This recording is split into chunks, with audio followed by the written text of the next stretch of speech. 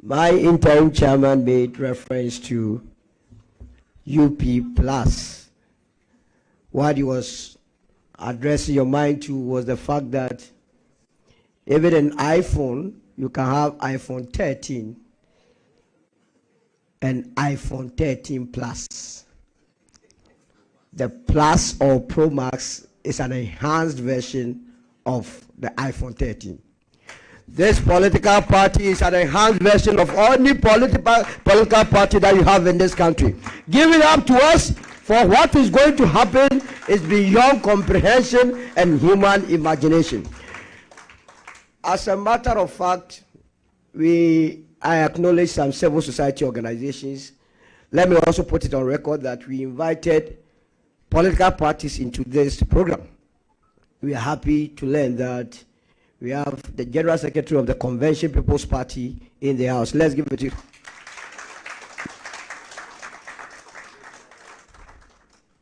They are a forward-looking party that will be looking forward to work with them closely to liberate this country. Let's enjoy some musical interlude, and after that we invite onto the podium our founder, our leader, the man that many believes in him, including myself, the man that we will fight till he gets there. Make no mistake, whatever we are doing is not a fluke. People might have come to you because of money. We don't do politics because of money. We do politics based on what? Conviction. The word is what? Conviction. To every Ghanaian that wants to join this political party, if your aim or objective or view is money, please, this is the wrong place for you. It is this money business that has led the political party to be collecting 46 billion as a filing fee. Billion no maku 146. Now the yekoto Azerbaijan. We are not going to do that. That is why you find galamseyers investing in our body politic, so that when you win power and you want to fight against the canker, you're unable to because they invested in you. So you are also part of the problem. We need people, when we talk of leadership, a transactional leader, a servant to peers. Alan as my leader and will be no, he has to justify when the time comes. You find certain leaders, nobody tells you that this is a leader. Handsome, tall, broad. What again? I mean, there are certain representations when you take for somebody to come and represent your country. How do you feel? I won't go there, but at least how do you feel? So,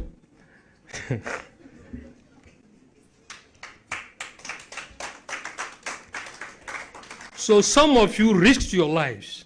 Some of you were at the verge of being attacked, killed, wounded, just because you had ceded off to support Allah. I know some were beaten, attacked in the night. Some even had their houses burnt. But yes, blocked. But ladies and gentlemen, for anything good, you take a risk for greater return of what? Return. Whatever you have lost, we pray, inshallah, God will replenish it. Will replenish it and then go forward. Others argue that the two parties who have been involved in, or involving in and out of government have both failed. It's not me who is saying it. Look, when you keep eating one food all the time, There's a day you have a problem with your wife. I take TZ, I take fufu, but continuously rice. Don't you think one day you'll be fed up? You are a foul. So it is very, very important. We have been stuck to the duopoly system in Ghana. We are not taking any benefit, but at least at the end of the day, we need to come up with an alternative system.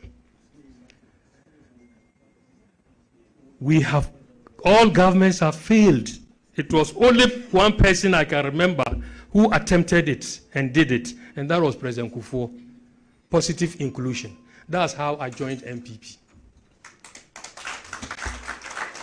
Because he invited us, and myself and the late Rashid Bao, my cousin, and we joined him. We came as independent. But when we came home and realized that that place was so conducive, can receive visitors, we decided to give the best out of ourselves to support MPP. But today, I say it doesn't exist. When you come, we were your It's a jargon being used. So, inclusive governance, sustainable development, you need people. Ghanaians are yearning for it. Thank you. Okay. So we talk of a party and leadership that we can trust. Ghana, there are people in those parties, those duopoly, they don't trust, they are only there because they have no place to go. But who will give them a refuge? They should come. These forward-thinking voters, many quite youthful and independent-minded, are deeply concerned about prioritizing national interests, resolving unemployment, and empowering the ordinary Ghanaian to live a life of reasonable prosperity. Right now, everything we have in this country, we should not say we are poor. Why is our water bodies destroyed? Every corner of Ghana you go, there's gold. We have bauxite, we have diamond, we have manganese, we have cobalt, we have lithium, you have iron. Tell me everything, but you need a single person who has foresight, who can bring all these things together and transform them into a more productive asset that will change the condition of you and I.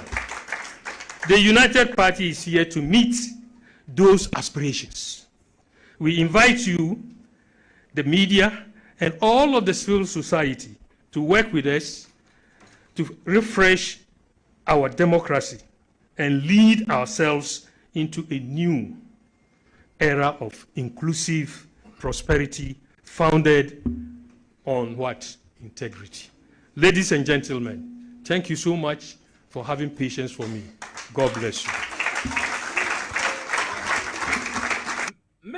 Ba Ediba TV XYZ so baby wo hwe bibia wo tie power 97.9 FM so wakwaba Ediba inside politics jumedie so Thursday's edition jumedie de brewi political show obi anim se Ghana hade edura na obi krado obehwe inside politics otie inside politics Yajin konya atena so ke Nicholas ne meden wetumi afrebe chief driver na ensemble nankasa gubamba so ayede bro imom make house obetumi ahwen wo digital platform no so free to air obetumi ahwen wetie dwumade bi so wo so sa so na me pacha obebre ye call audio digi box na ono no obetumi tie Power FM multi TV wo so wo ba audio anase anawoba multi TV digger box no so a no so betumi etie anahwe eye TVXYZ wo channels no so a no so ye wo so a eye satellite platform with me ahwe dwumedie ebi also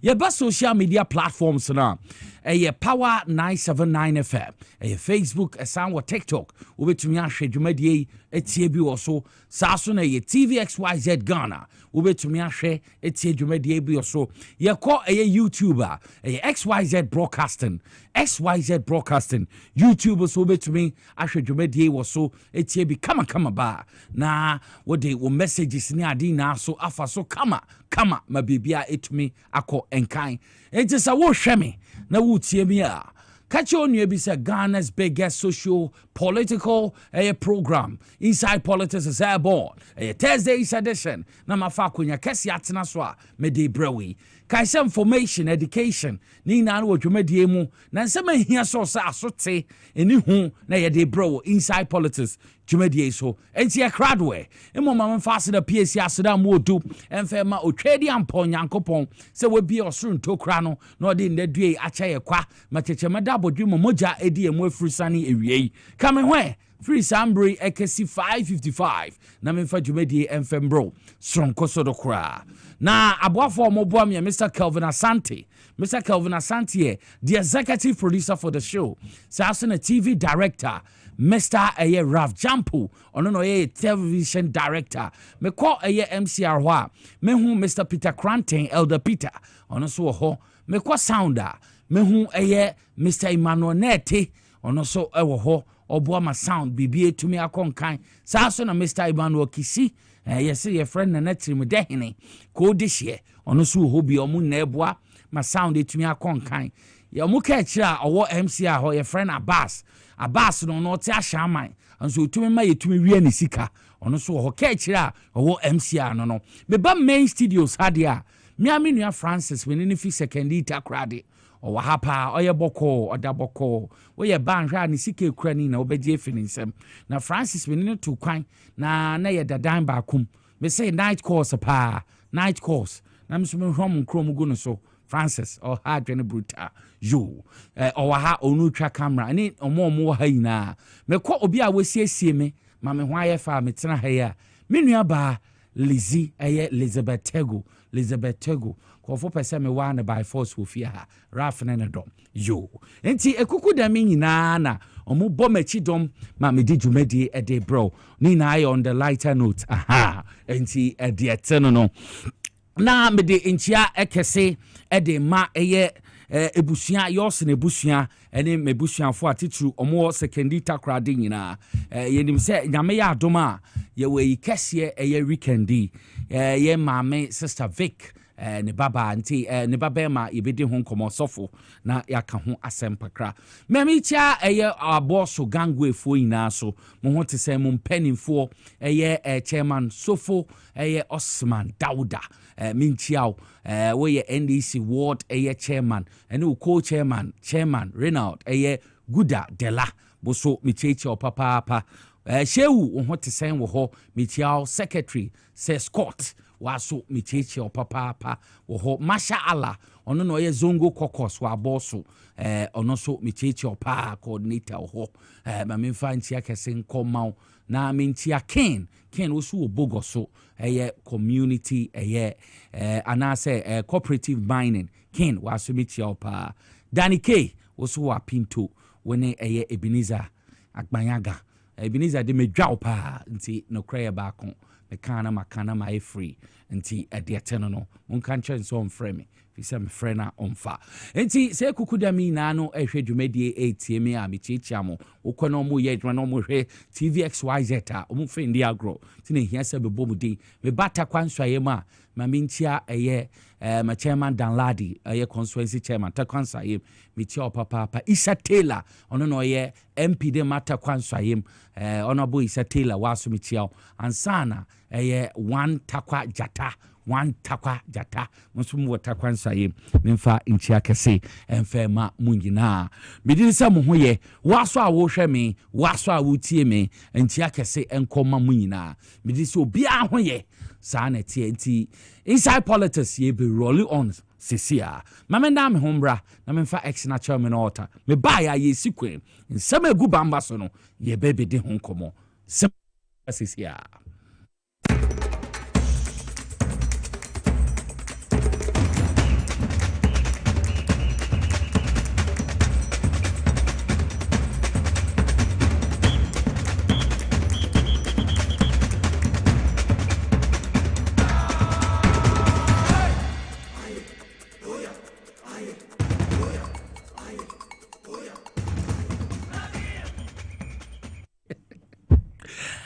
Mesamo akwaba biom the TV XYZ Power 97.9 FM so make us say the ajingwa chance no na ensem egu bamba so na yeba na yebedi ehon enkomo media Kofi suum Kofi the boy man friend Frankie I say ken what to say na mti Kofi me ho ye His Excellency John Dramani Mahama odinanim kopiem wo China Beijing adwumadi course global leaders meeting a course on women a course wo Beijing China when adwumadi course na yankonkwahe the vice president Professor Nana Jane Opoku Ajimai abro welcome His Excellency John Dramani Mahama abro call global leaders meeting wo obi ban so China Beijing yenhwe nti edietene no so wo hwe kasamfoyina na wo hu no His Excellency John Dramani Mahama na yaton red carpet yellow and green down a we hu say oba no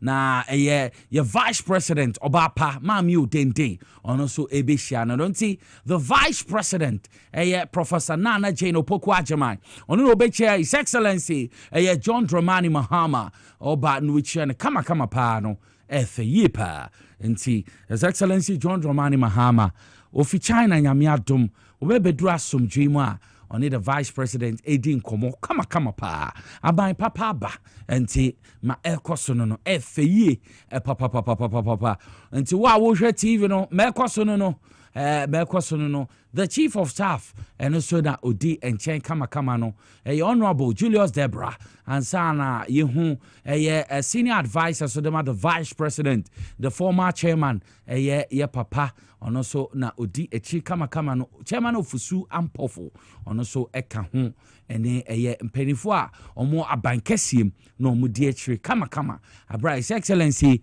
John Dramani Mahama etumi ebedu no efeye me hu Mr. Eric Anyanyo also me hu wo mu ho nti mpenifo na abano efeye pa ya welcome president wo the Jubilee House and a Flagstaff House wetumi ebedru fi asomdwemele omoma na kwaba na mode bai na so ode atuja nti wo hwa wo be hu His Excellency John Dramani Mahama, the first gentleman of the state, the vice president, Professor Nana Jane Opoku Ajimai, the chief of staff, Honorable Julius Debra, and Sana, chairman of Fusu Ampofo, former chairman of the Great Party, Endisa Mayuku, advisor to the vice president, Kuku Damina. To me, I welcome His Excellency John Dramani Mahama. Nti kasamfoyino na wo no for the benefit of your listeners na omutie Power 97.9 no se me twa mfoyina ye wo TV so mo ma ekoso nti na me twa ho mfoyini ade mamo na bibia etumi akọ enkan nti ya papa etumi ebedu obaso a no de asemde ene de aba yin so obasa na opportunities investors eba na niama bebre na so na eba ma yetimamfo a ye wo my Ghana nti efe yi papa say ye papa etumi ebedu na bibia so ekọ enkan nti edietene no papa ye ma wakọ aba say wetumi akọ asan aba enkran fo so beka say o ba ke anya sa na mo kano nti ye ka akọ aba na eden krade no so aka o ba ke ana mankani wana o ba ke you nti yamana kwaba kama na bibia etumi akonkai o say executive producer no chairman crime go otin crime pa yo nti de eteno no na ye twaso da the founder and the leader the ma United Party say si agani ya wo party for kra enka no na ye movement United Party a ye twa ne UP into MPP ni pa em say mo party ni UP mo tradition no say asan aba aye party honorable Alan Kojo Chematin Alan Cash says no party no assign abeba or say the party no long term a national vision transform your mind Ghana into economic powerhouse of Africa by a year 2040. And the UP party no oma launching and there wakra ha na yebakwa kwetie Alan Kojo Trematin ono na oda party ano odi party nenem and he says ya de afrafranto ye afrafranto ni hobio movement for change ye twem ten says ya dana party ye from United Party yan konkore kasamfonyi no abrande obutumi launch United Party UP oh say yeah.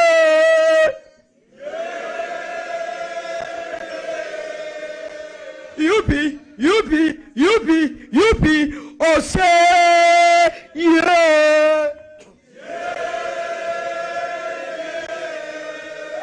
UP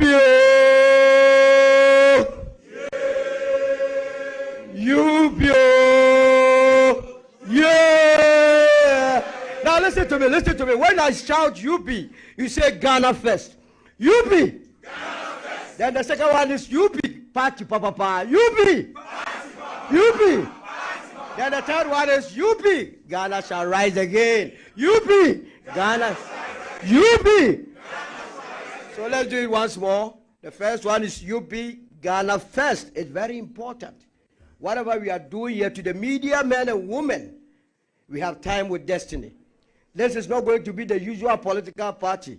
This is redemption time. This is a surgical operation to save this country. So nothing we are doing here must be taken on a lighter note. Take it into your spirit. Look at the unborn generations that we will affect and let today be the turning point, the defining moment. So let's go again. UP. UP. UP. Fantastic. Thank you very much, and then you may resume your seat. The vision of the United Party is to make Ghana the economic powerhouse of Africa by 2040. By 2040. And that is what we call Vision 2040. And we are branding this as the Paradise Project. So by 2040, if the people of Ghana, by the grace of God, install us in power, then we promise them that by 2040, Ghana will become a paradise. Now, you may articulate your vision, but what is it that you are going to do to realize your vision? That is what your mission is. And our mission as a party is to build a united, peaceful, secure, and prosperous country. Can you become the economic powerhouse of Africa if you are divided? No. Can you become the economic powerhouse of Africa if there's no peace in your country? No. Can you become the powerhouse if you are not secure as a nation? No. And this, together with prosperity, is what would make us the economic powerhouse. And also, our mission is to provide equal opportunity for all Ghanaians, not for some, but for all Ghanaians. What we have been witnessing since independence is that the opportunities are open for only a few people. The United Party is going to change that dynamics in Ghanaian politics. And it is to provide the opportunity for every Ghanaian to realize their full potential. If you want to become a carpenter, want to become the best carpenter in Ghana. If you are an electrician, we want you to become the best electrician. If you are a doctor, we want you to excel and become the best doctor in Africa by 2040. Enti Alan Kojo Trematin, ono no ye leader, founder, Edema United Party, and to say si Afrafranto omuni hobium. Movement for Change Afrafranto omuni hobium. Say si UP United Party. And the Eternal founder and leader Dema United Party UP Ora Kojo Chamatain Alan on na ete in Kano nti o say party no long-term national vision so may transform my Ghana into economic powerhouse of Africa by the year 2040 nti the vision no dey at home nti UP vision no woju omudia na one o man anti UP o say yeah ana yete no afrafranto to UP anti yenkwa yenime na aban papa banti we mu na ya na say ampa ho non score na ya hwe ni sa no nti yakwa yenim dia na the national chairman the great National Democratic Congress, the ruling party John Asiedun Ketia Johnson Asiedun Ketia Honorable Dodona Freno General Mosquito Johnson Asiedun Ketia. Well, to me, I can't share Obibia. Now I ensure that government will be prioritize a regional balance. Efano recruitment. For security personnel. Inti say ye recruiting call for ako military. Ye recruiting call for the fire service, the police, the immigration, the SEPs ni mekahuinana. Dia na regional balance bebum.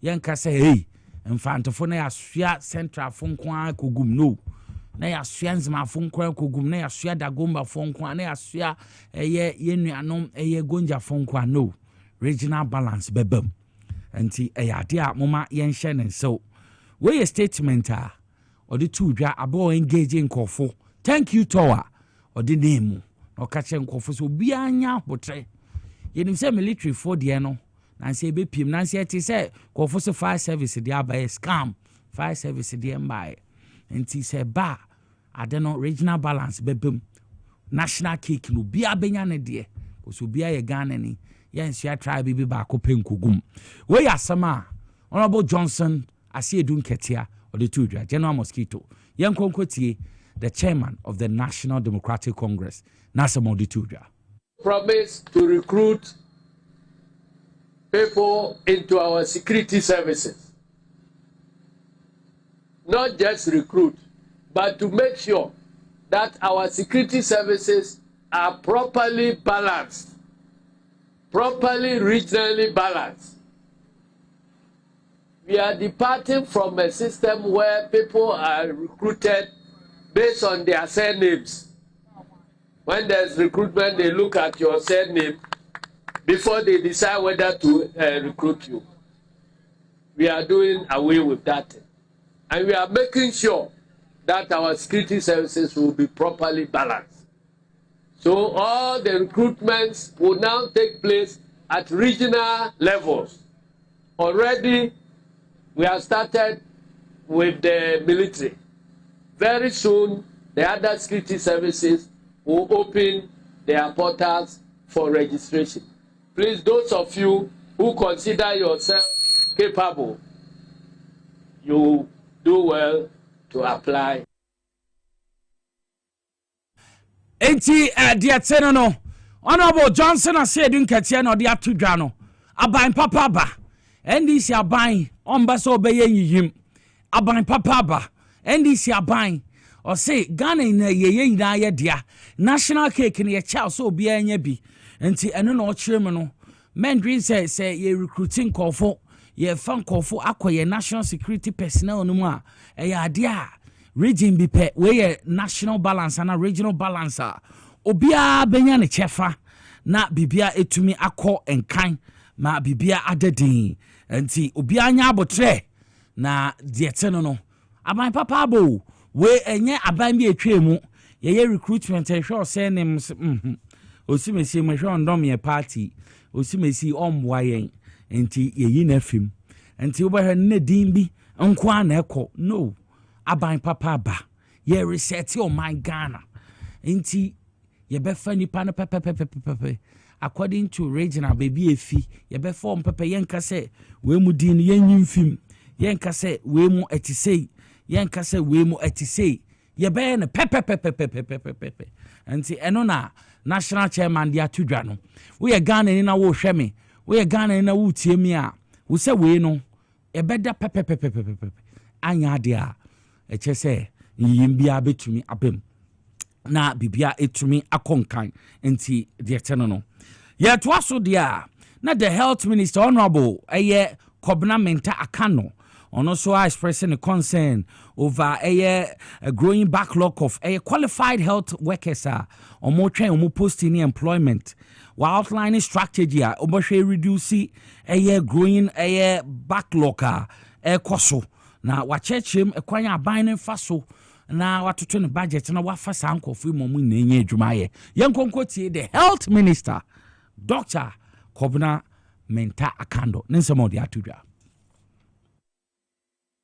During transition period, you get the reports, and based on the report, you do your budget. And in most cases, they were not in the handing over notes at all. I see. So as you go along, you try to unravel some of these things.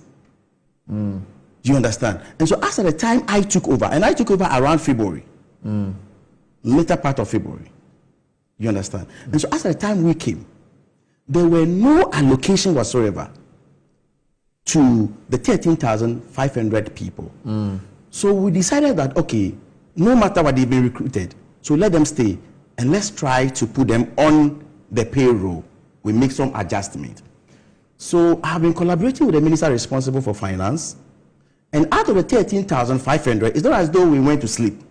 We managed to put about 7,000 of them on the That's about half of them. That's about half of them. So half of them were being paid. In fact, the reality is that we captured about 10,000 of them on the payroll, but only 7,000 on the payroll were being paid. As of which period? When did you start paying them? Oh, that's as at the time. That's about. Some of them have received payment from March thereabout. I see. As at the time, we realized that there was. These are the 2024 recruited, financially cleared, but no provision made for.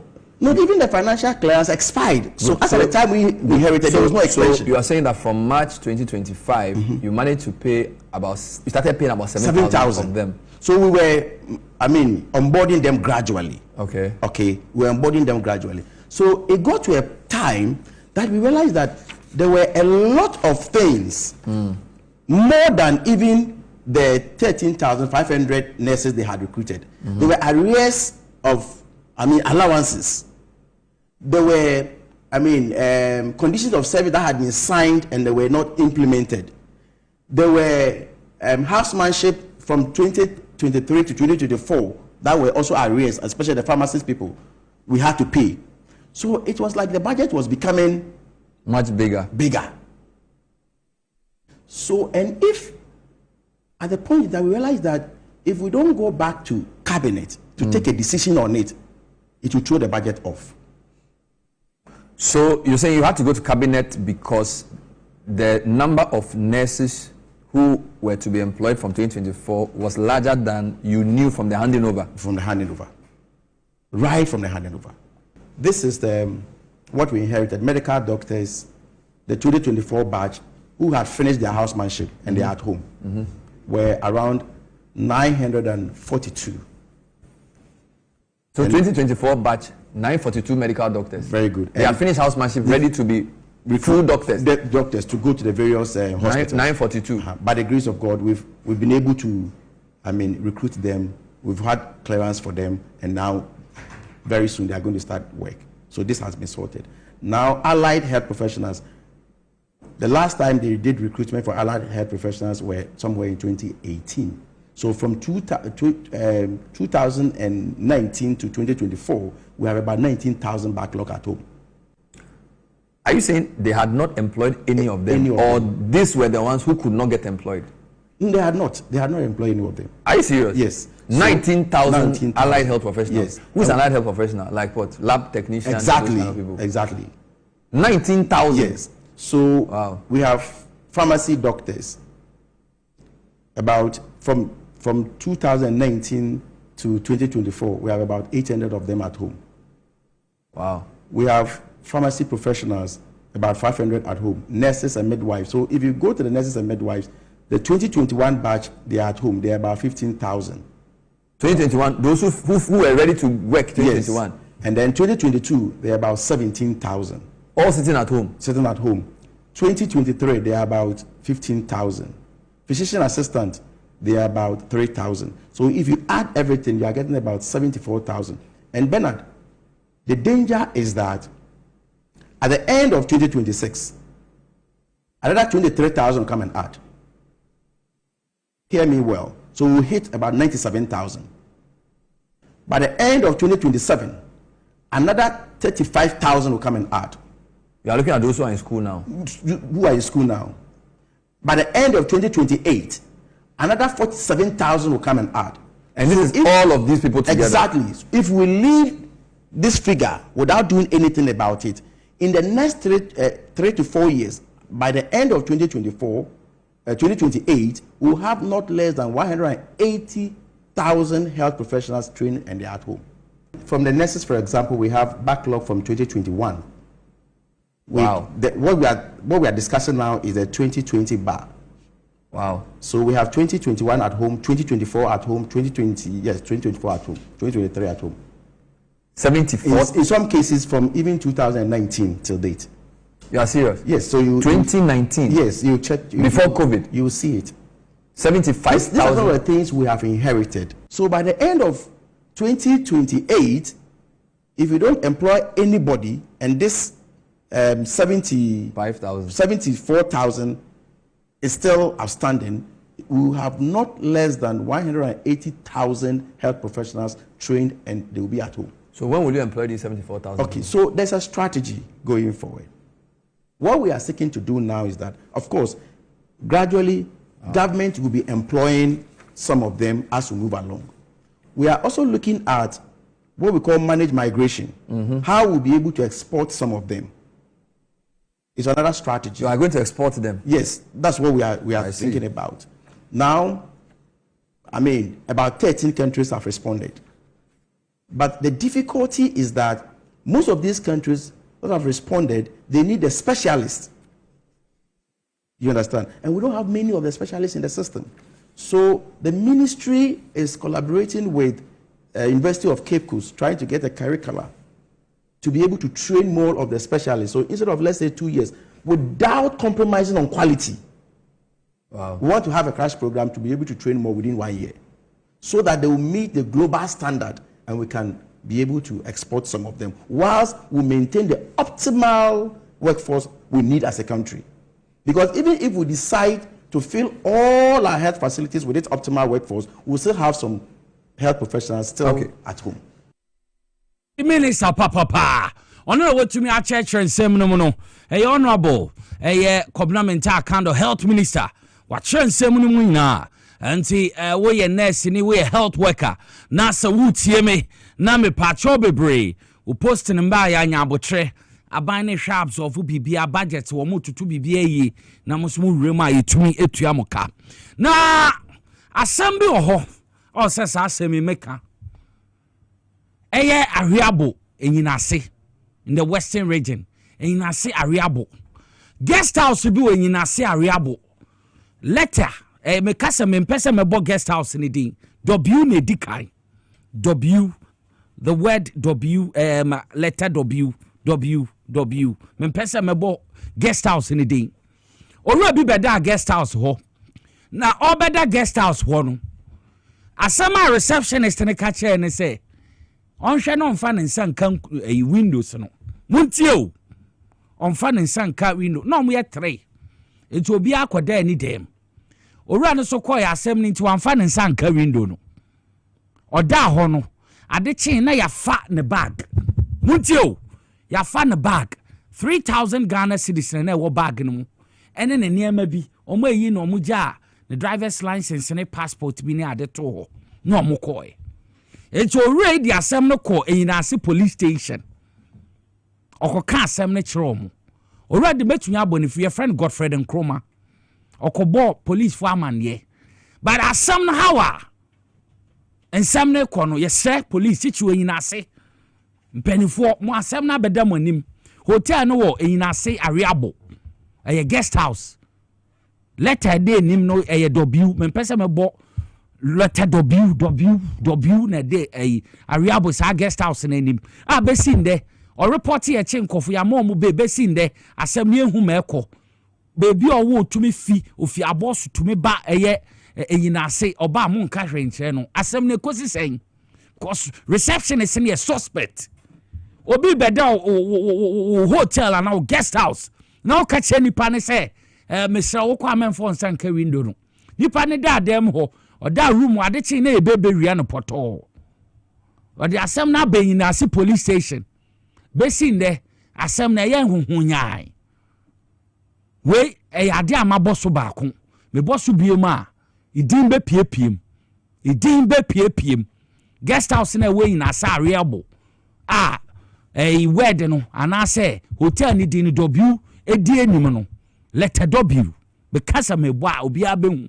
wa reliable yin ase ma me kromanzima enti monhwe na asem no police fo no nka asem ni ye cause owura na rebondwo so asem so kan mo amunim say wom edi anamo na mutu afa ho anya sa din be piepiem otena minim sa makan obetum anamo enti owura Godfred Nkrumah no de maboni di me boni di anamo hu so the reporting by mahu enti muntu anamo ko hotel no wa reliable nsem a metete na che say ade ekoso ho wa ho koda wa yewie omo enti maka W ne di eye hotel ni din guest house e wa reliable muntu anamo an say china konije betom e be ka ho asem so ayenje mu o say arrest bi ekoso na akoso ne ye di ato ye enti de etene no baby adu ye bakọ na ye ne eye haksafo ekodi nkomo nipa mienu na ma direct omo metumi akoto eduro ibi wokwa woto a ope wa yaresa woto capsules no na eye mixture no wabo aka ho enti wode nsuofa capsules na the mixture na abon goma to bonu 222 ayem kro broni friend also ebetu akọ nipa mienu na o man kasa ebu o man aka chem say ayem kro broni friend also etu o mo sesa ema yetu am anuane bia na o ntumi ndi nyame adom haksa capsules na mixture aje o mo nkwa nti wo hwa me a obehu se eno ana da so no osa na hawa na pe haksei na ebebo papa we nye dura ehye yare bebre yare ba akopɛ onoma na asaw na ajew na wato wajemi o haksa ajemi wajemi embre yina etizen Dr. Mike bibi aboko de haksa ajemi nko futu nti o se me ka ho asem na bibi aboko de haksa ebo adwuma over to you Kiniko mame na wase na minim se na woto nwom sa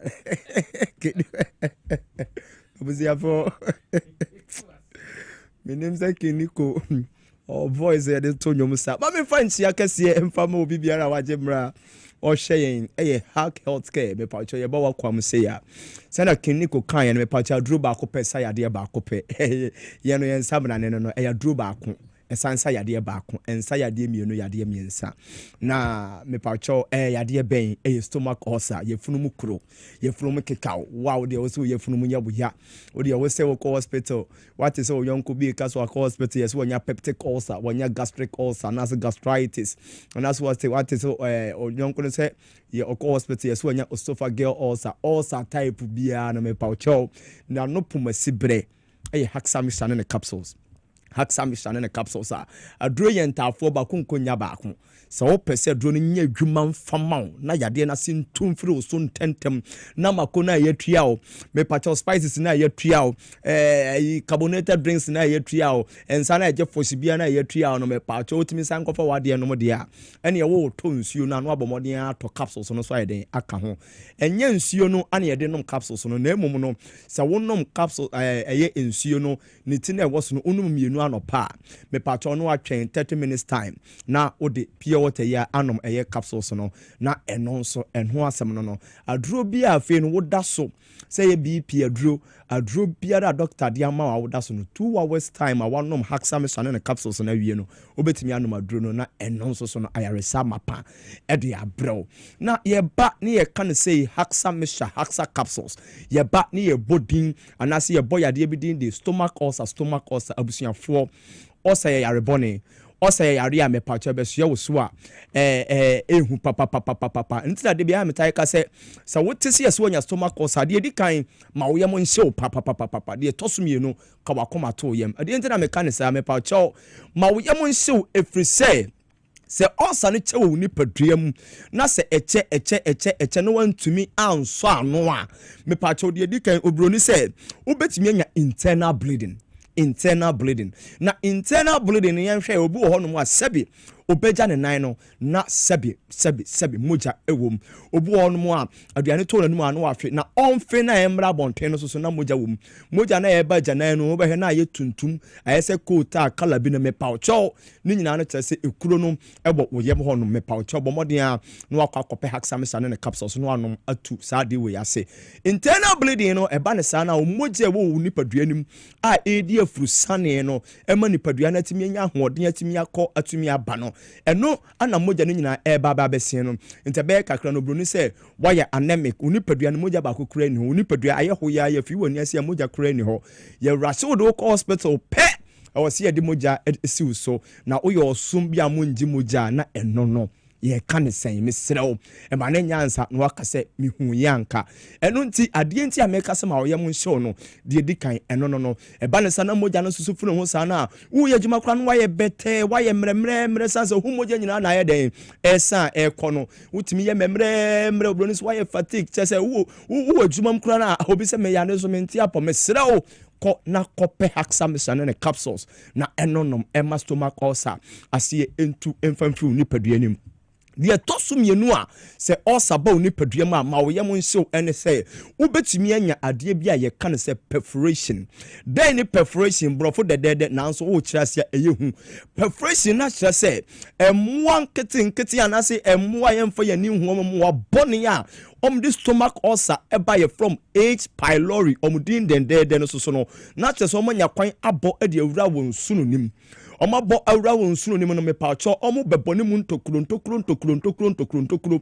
enu nti me pacho yewura so fanko hospital no na doctor be check e obehunu se no won sunu no e sei ba no na kire se ba bia yabone mu ntokuro na ho na sei no age se doctor ye wo operation etutwa free ho na afi ba bia eye no atoa ede ama mesrew ema no enyansa no aka se mihu yanka enu nti we ye number 2 nti ameka cho se mawoyem ensew number 3 amawoyem ensew ne se ubetimi anya de be friend gastric outlet obstruction ye kabrofu de na de pese a kire nyina ne se anka duane atɔw yem no enka osi esane kɔ wonsuno nkoto anim de di ka wonsuno na ankasa na embo na bobɔ ne mu ntokuro nti hɔ no kra no ayam sisi e wɔ hɔ de daw de tosumienu gastric outlet obstruction no so no say bia e wo se aduane ne sane firi yam e kom nsoro nkutu anim no because of say mo na ko I invade e wo ho nti no ama ma e ho no ahuhuru obroni se ho na ye inflamed anase inflammation aba ho no anase ho na ye swollen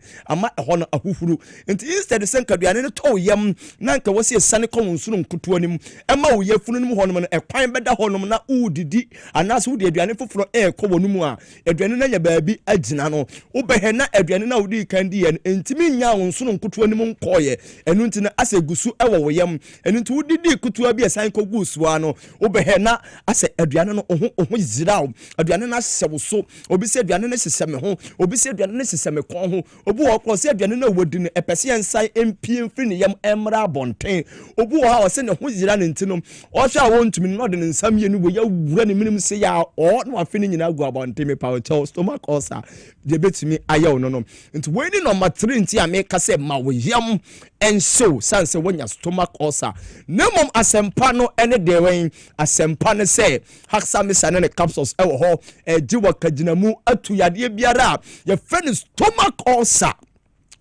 ulcer asi afru ni paduanim yade a anase yadura etu yade ba ko pe asi stomach ulcer enti wonomu ame pacho se yaw no efru ni paduanim no stomach ulcer yaw no efru ni paduanim no me pacho adro we de bema eno no ye bonus eno kra de enka ho atire ansa na eba be sajadowa no ama woni padua no waye fe waye tobom udidi aduane no atimi asese ama woni padua na aye fe na sese no wonam obi abekas ya santo asese de waye fe ama asese waye fe hwɛ me pacho bomode ane kope haksa mesa ane ne capsules so bi na wa nonom ama wo ho atɔ ade ne stomach ulcer busuafo stomach ulcer kuro simple stomach ulcer kuro edi enti akɔ hospital catch us wonya ulcer na say udofo bi catch us yesi manya ulcer o ana say uti si obi bob na o ka say ye mi ulcer dey betimi akoni mi ulcer dey no na de mbekɔ owom no ulcer na obodi ni nyina no ase kyerɛ say kuro na ekuro no ba bi ɛtɔɔ no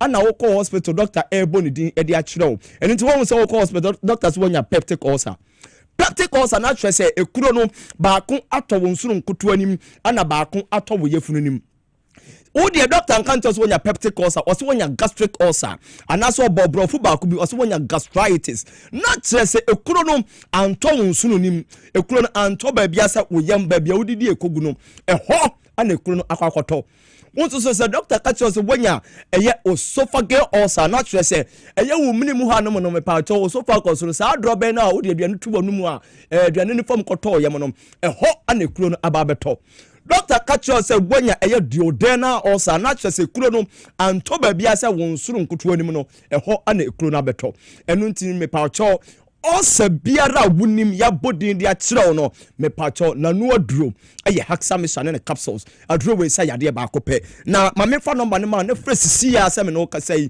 empanifo bɛgye wo so na afei no ade biara asɛm bia opɛ sɛ wo bisa ba bia benya bia tɔ ne de keka ho nyina no mepacho ye ma wo akyere kwan na no so no ɛho asɛm no number no 0240 23 83 10 0240 23 83 10 and 0203 82 28 55 0203 82 28 55 friend number yi sisi ya na afei nkomo bi ewo ho no ye ne wuni se ye to so obi bisa se na eba ne sen ana ekuro aba me nipadua nim eba ne sen ekuro abeto me nsunu mu eba ne sen ekuro abeto me yem eba ne sen ekuro abeto me minum ene etie me pawcho ye wa kwa hodo bebre so a ekuro etimi beto enipa ba bia mia ya me bobo ye ne nyina no me pawcho do man komo nyankopon na bodie mu no o ye sen ka nipa bia anopa bodidi awie awia bodidi awie anwumre bodidi awie no ye frɛ ade bi eye gastric acid me pacho eno na eduru anopa memfa ne se 8 awia memfa ne se 12 anwumna memfa ne se 4 no saa acid yi epuba ebehese aduane bi wo yem honom a na aba beguso ebeguso na anane nnuane no na timi ama anuane ne mu nepa no atimi asese awurawura wo nipaduanim de wo se ekɔ wutirimu de wo se ekɔ wonsa ho de wo se ekɔ wafurumu no na ase ene wo body parts ne nyina na atimi awurawura ama wo nipadua no aye fe aye kama na saa acid se epuba no bu hono ono de onidi ntem obu hono on de agisa ade betia ansa na waye den wadidi epuba na se aduane bia eni yefuru ne mu pa eba ne sana afi stomach ne nkataso no anase yefuru ne nkataso no the stomach lining no eno obehena acid na akwa koguso ntini sa stomach acid ni koguso pe obonse enane me pacho eba ne sana edikuro ababa beto unipadua nim eni nti obi bisa se signs and symptoms be na me ha ana se menya wo unipadua ma mehunu se we de eye ulcer hwe obu wo no mo an signs ana symptoms wo nya ne se aduane nya to ne yem ana ne yem eye ne ya onidi yem pa na ne yem eye ne ya opu ono ma me pacho ne bua no hanum se tokro ye da honum se no ehotimi tutunwa na kyese aso na nisu timi ye no busi na nisu nyina eblimu no oti what sese na mtiwo no osore no wanso ade mu pa na o chaase obi de akwa de timi so na kire bramu ne na giri do mpei sei o sabetimi ma eho tutunwa ma sabio oti wa ontimi ntene ne mu sei stomach ulcer betimi ama watiri dompe ayawo ya ama wumu nyina ayawo ya ma sabio o kasa kura wo bie wano mpa obi ntene ya wo kano agese wode nano anase na so aben wano ansa na wate ne ya wo kano me pacho obi de kura so de eba se all 1910 ontumi 1959 nsisi fom de ne san se prince a woti woni ni padua nim ano odene obi so timi nya migraine obosi ni tifan edwane kim obi de akura de osi mi ni padua nyina efa esisi mete se de ya soja ya de mi ayede atuja ne hono me pacho eye osa na eye osa obi so symptoms a onya ne se me pacho okasa na mpai wom obi no se bad breath and I say memfa ne se halitosis eba ne sana ekru na wo nipadua no yam honom no emframa fa so eba abonten na ababeja o sa yade no bomode na kope hexamine ne capsules eno no ma ohonto why me pacho obi wonom a symptoms a onya obroni say reluctant to eat and as a loss of appetite me pacho aduane na si nanim yi enkwan na gusu yi enam na gusu nso say be ye obetimi atibia di me pacho ebi ni ho eni ti bomode ase obenya hexamine ne capsules na wanonom ama ohon ayeden atɔ de bia me kase moja efiri ho emra yade na chewo ho uja wana na moja efiri ho no eba ne sana onipadua ni nyina no moja na ebesen no bomodea ne kope hexamine ne capsules ibi na enonom emre nti sanje number ni bio na efresisi ana ye ntoa so ewo etire ho eye 0240 23 83 10 0240 23 83 10 and 0203 82 2855 0203 82 2855 enti frɛ o frɛ no yɛbɛkyerɛ o baabi a wobɛnya biatɔ afei enuane a wɔsɛ wugyae di ɛne deɛ wɔsɛ wudi na yadeɛ na si entu entem emfama wo enti meka hexamine ne capsules a na wagye me so osa ne tamfo kiniko Beda wase nyame enti also tamfo na edi ho nkomo Haxa capsules ne eye ne mixture bubo ni na be na wetumi agye ho efi yare anemu na meche yare ameka also anayem kro maybe a dream amenje aboafo nkra to akwa bi en mansa bi yeba me ho bia ye de to also.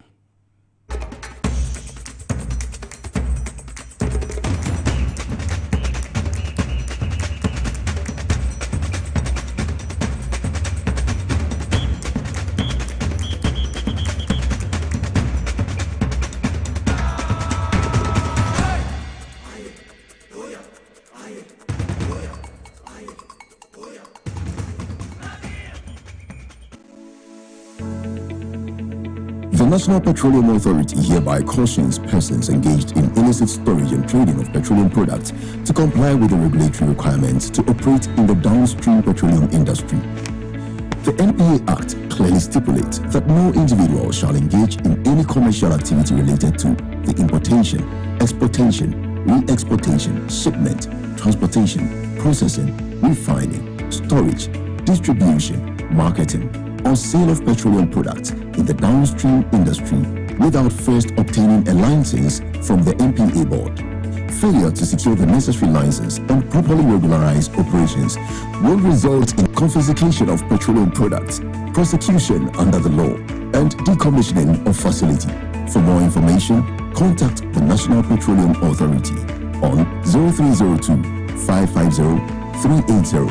You can also visit our head office located at Jolu off the M1 highway or any of our regional offices. Hi, I'm pleased to introduce to you Cancer Mixture, a herbal mixture for arthritic pain. Arthritis,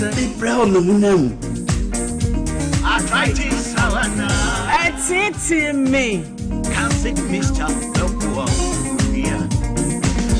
no. Yeruba Biara na Nudru, Morio ya, or arthritis, cancer mixture, or Benya Juma when you put it inside. I'm a face in new grand. And in Fidriana menu, on your map, and your button, a woman, one menu. First, baby, I'm from one Sanka, Senior Susan, Bonibiara, home doctor, and I report to FDA Med Safety Apnodo. And Katui, FDA Apnodo. Hi. Now let me tell you about Safari Valley Eco Resort, the first of its kind in West Africa. Upon your arrival, you are introduced to your butler, who plans your itinerary. We were surrounded by wildlife from the moment we entered the eco park. So many activities, all in the same premises. Visit the gym or the stables, they have it all. At my break, I'm able to practice my putting. We also went fishing on a man-made canal. Our tour guides taught us so much about the wildlife and how to interact with them. They used only electric vehicles here. This creates a serene environment. I'm told it's over 1,000 acres. My cabin here sits on 2 acres with a large terrace space overlooking my private swimming pool. Now this is royalty. They have their own farms, thousands of fruit trees. I can also have my lunch here at the waterfall. quite a beautiful place you have yourself. Visit Safari Valley Eco Resort in Ghana, bringing you closer to nature. Na ede na ya obayi a oda forma so ne yafunu emunumuni. Oh, Mr. Entry, also yare ya titi be ben fie pi nanso ne yam nyono da. Se me show no ahodo amato a me hunu hwe a ebe ya nwanwa. Menyi ni se what ulcer tamfo hexa capsules any hexa mixture yanum bom kotia ulcer no bia ma no anom. Anka no ho to no dadaada. Ulcer dro de eno any hexa capsules any hexa mixture. Ankom ni nchiremu. Ulcer yekura eto yefunu ene ensunumu. Etuma wo yefunu ekeka wa. Wogye wo ho a enyi. Ulcer etumi ema wo ye cheko ebra wadidi awie. So how eye ulcer de a compare hexa capsules any hexa mixture nanum bom na ho ebeto. Pedudu etu a ko okanshi drug lane Kumasi Dani Herbal Takradi AA Mensa Anafre 02038228855 Apefo abatan ya woma won mofra no fo ene mofra woni mfedum ye no enka ho Haxa capsules ene ne mixture Ulcer tamfo edie age edwadie nkrato yi atom. The serene environment fits into the goal of the school, which is simply to provide excellent educational foundation for your ward's development before they commence primary education. At first glance, clearly you will see why the school is called Hebron Hills International School, as the building stands tall overlooking town. With a Montessori style, we have experienced and dedicated staff and trained teachers. Our small sizes classrooms are meant to enhance teacher-focused approach where children get one-on-one attention from the teacher. Hello there. We are open at 7:30 a.m. and school closes at 2:30 p.m. After school care is from 4 p.m. to 6 p.m. while early drop-off can be arranged at 6 a.m. Hebron Hills International School is located at Midye off the Nsawam Road. Locate us with GP postcode GW0688 GA West and GPS code 06884870. You can contact the school and make further inquiries on 050-876-2375 or call the office directly on 0302-918768. Email us at hebronhills.school@gmail.com. Hebron Hills International School. Excel and shine.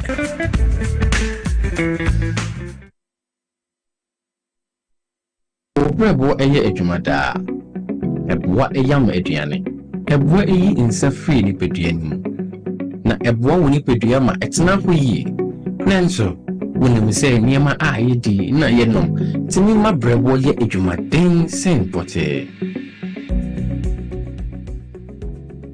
Mehunda me brebo ye adwuma pa ebia se mitumi ye bibi boa me brebo Ani and waiting on what the left feet from the Moses Clinic we have our center about herbal food supplement. We see pa the brebo ama e ye adwuma yi na e ye adwuma Fatopa yenu yenu anopa ni enumre na eboa ma brebo ye adwuma yi sene be ya ebetimi anyam aduane a wodi esiesie ni peduane mo eyi mo kinsi eno na me brebo kia pa Ubenya Left Kid or pharmacy, herbal shops, no supermarkets are a bell. So what do those way to up? Fresh 0244 068447. Left Kid, one bread war, one nipedia. A draw ye any mapping for, a ma emma or man for, make a for our 1 year in fear to me. FDA JD Kratui Atum.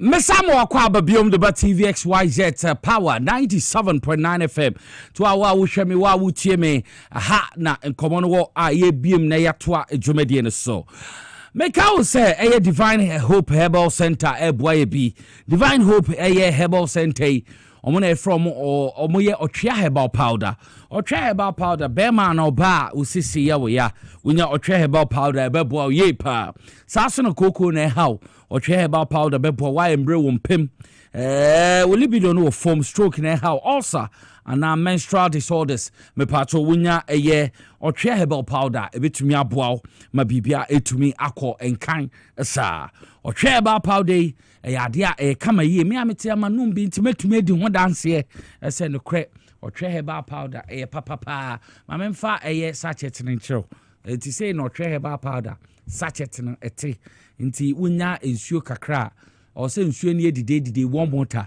na o de kakra eyi ne bi sachet ba ko na gum na wanom ede bi onom ba ko nti yare amabobo edini na no wutumi ne sa ebetumi etu ase amo enkra ha de enya na organ ha baby eto endro bia but ukokofodi open do it akoton Gapson Pharmacy ukokofodi asaso na cap herbal wosunyane House of Drugs wa Shaman saso na boachi ansa wo Cape Coast na boachi herbal ono so wotema ansa na PK Gumbela ono so wotamale for a doctor the otwa herbal powder by was 0591 565 557 and 0550 639 037 na within penny phone din komo na woswenya otrea ne bi Lifted capsules na bedu so Lifted capsules say me pacho bebre edura eboa digestion ye papa enhance metabolism sa so na eboa na yi eniema bia mbo ni padua ne fi ni padua na kama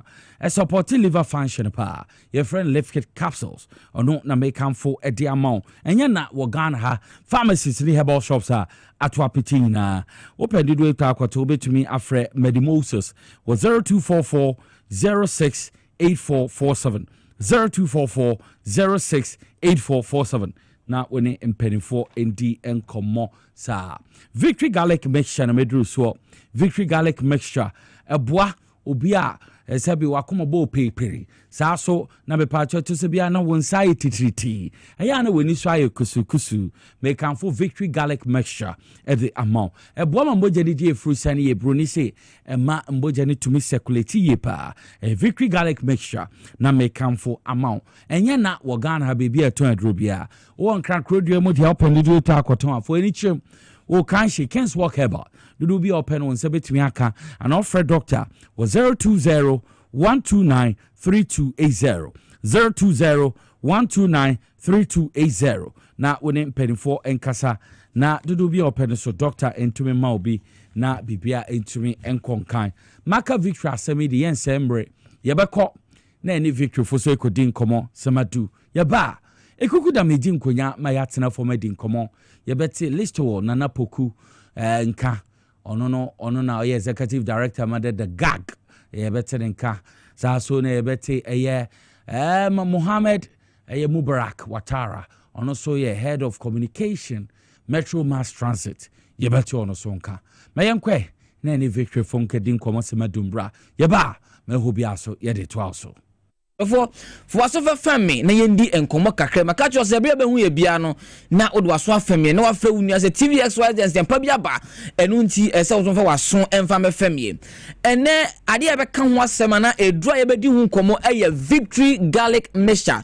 tiedi ni bio eye Victory garlic mixture odo for me serew edo bebre garlic ndo no bebre na wa adwama so na so dia me kanfo dia ma eye ba ko pe eye Victory garlic mixture makacho say oti TVXYZ alphabet ni ko na wie enti oti Victory na odi wie bibiara we eye the solution to every problem I will be out of what tie me no kasa sisia uyo obi a odo na si na na si atatai obi wo ma je no kasa one and nice ha one and nine ubo se paboa ehye na se wa na fito a wonte obi wo hon ma se da na mu adududu ntinu one ne nante wa ontimi ntina ka mu mfinkra enkodu kuma ase bo se na se na ya kese odo for me se per Victory garlic mixture ni bi nanum na emwa mesrew per Victory garlic mixture ni bi na emwa sa kwan no eso uyo obi a obeda be so na wonsa aye titiriti obi se madam ensa so obi se anansi achi mensa pacho anansi oni mbema camp enu ti da unya ne se wonsa be ka Victory garlic mixture we ye dro ba kupa be dwaman so a enya ne be dwaman so se won tinka de bi na woti Victory garlic mixture nka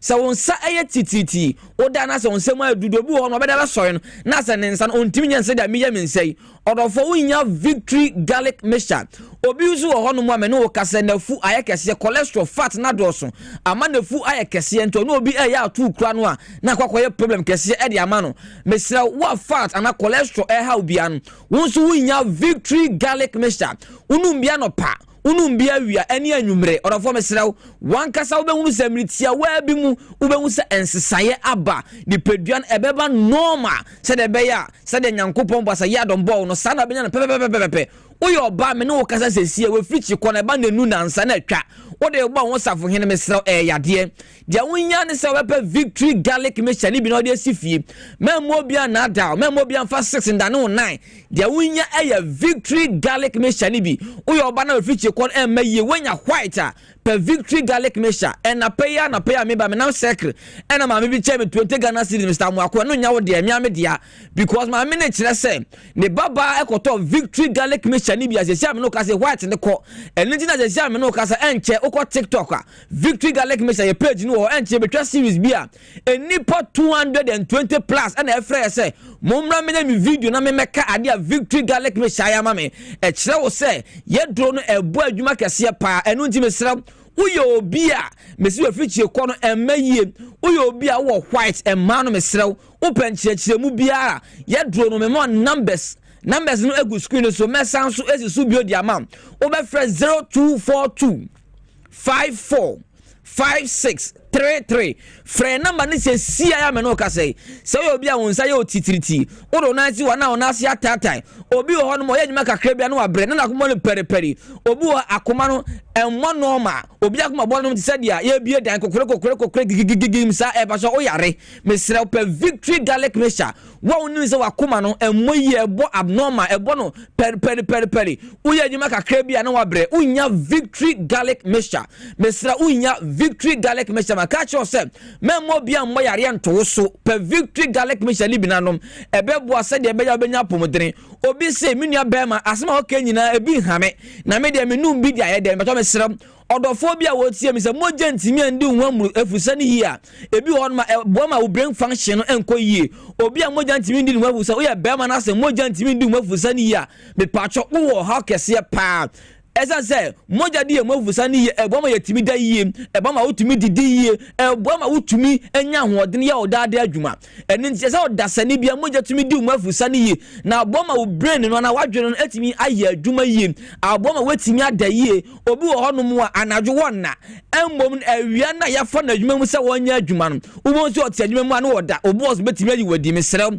pe victory garlic mixture no ebebo reduce stress no e de ama ebebo wo veins no etimi relax kama na nwumle watimi ada na nopa wanya hodin dia akọ adwuma obi wo ho mene ne kase wo se media infection bi na makoto aduro manum edo no man enko per victory garlic mixture unu manu wan maka waduro hu uyo obi a wo osa victory garlic mixture ya duro no me pacho wo osa na no victory garlic mixture ti asiase esese wudidi ansa wanum victory garlic mixture za wo osa nyabotera tie ni yeo mesrɛ sɛ wo obi a wo osa na wo no victory garlic mixture ni bia ebedi kan na sɛ upa aduane atu yefunu mu ansana one victory garlic mixture no ebi odofo ye droway e da ba adwama nso enu nti wo kwa asante mantem na do kole na aka obenya bi repass ventures ezo e won kran tinata herbal center shop bia wa Ghana ha oduru a obenya bi na wato PFA pharmacy enso e wa asante mantem oduru a obenya bi na wato na boache herbal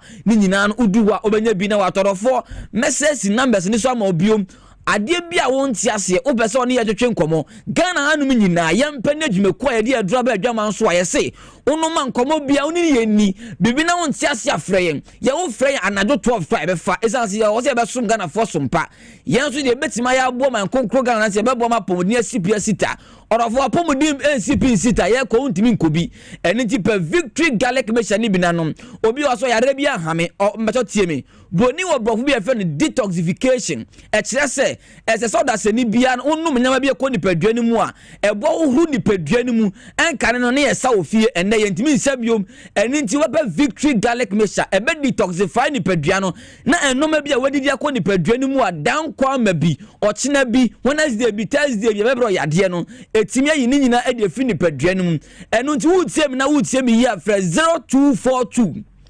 54 56 33 fa mesi fa o course no fe huki ansesi ai fa o course no fe huki ansesi ai kache wunua bi mesraw empre no do na se obi che obi ade a o che ne chocolate ni nyoma nkai aka mesi ade a obetimi dia che wunua ya pomodere mapa apomudin esipi na sita onipa na wokwakoma no chocolate no onia hode a wontimi ni ene nti mesraw so wonua baabi ma me penyi bi ofie mo diabetes wo pressure doctor diagnose so wo pressure wo diabetes or for mesraw per victory garlic mixture no na faka wadru no ho esan se be bo ma immune system no aye strong e be san so abo asa da bia oni pedua no be detoxify na enoma bia wo mu enya eha oni pedua no etimi aba abontene oda se ni bia no victory garlic mixture ni bi anopa num bi awia num bi e kame nkonka udidi wie bia se onum victory garlic mixture e be bo ma moja timi ade afusane ye woni pedua no e be bo ma watimi ade ye obi wo hono mu a wana nipadua mu ehhehye no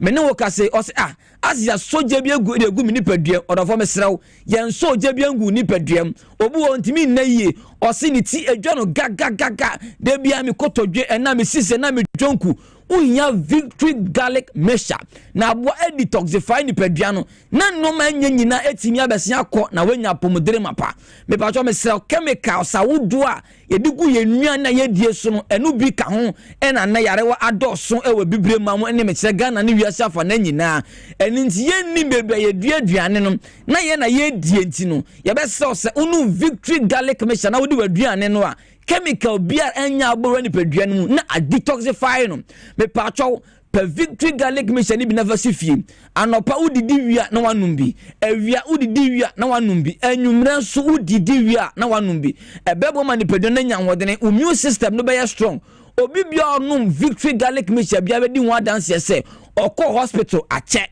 wankasa okọ hospital no afabre papa makajo se victory garlic mixture yensan mane ba ko no se da Yesu Kristo ka o Bible mu se obi bie no ama wade amanhye na namu no saa na victory tie obi bie no wato victory garlic mixture no mu a wenhunu hwe we be ma na wa no mu a me se hwe nya wo kura no anu victory garlic mixture ebe ma moja timi ade afusane ye wo nipadua no ebe ba ma wadwene no etimi aye adwuma as brain no eze se moja timi de afusane ekọ na eba na wetimi adwene ye obi wo ho a oda wontimi na stress no odidi kura wontimi ni dide bia na wa ha oyejwa akra bia na wa bre anxiety tiriti odene nansi wona na se atatai odofo me se da unya ye victory garlic mixture ukwa adwama so me mo bia mfa 6 and ne 9 obekọ bi se oda bi fa we me sra ye victory garlic mixture sei ena ahofeso no esi ete hwa ahofeso no ena me de kire no kama on the box mu a romantic and sexy afensu ubie so ambacho sei na ete me ye se de be ya ubetimi na wahwe ye de no ewotoam mesrew ukoto victory garlic mixture na eni tuam na obisi orabe mu a menye echese wo de 6 ebeda ne wo 9 ye de ne ye bottle ankasa FDA for the omusesi asese victory for mu bu adwuma maami bi na me catch on pay oso oto victory garlic mixture se wo de command maami se ne nase atatai ena hu se ne baba e white ena ye ka na ose ena wuso nu mbihwe ena me no kase do na okoto ose nko benum for white na wanya nu bi na victory age no mesrew detoxify ni padua no ebo ma moja timi dia fusane ye wo ni paduam se moja be dia fusane wo ni paduam no enya ba kofo adwuma enya ba kofo ne ye ne kasa e obi biada na yese moja di mwafu sana me mfa victory eni agro anopa me didi wie ya na manumbi awia me didi wie na manumbi me fie wura sister si oya we se me manu victory garlic mixture isa ne nsa enye titiriti bio me fie wura me ba odin fa cha me kakra wunim se me ma victory garlic mixture onsa na titiriti no ekọ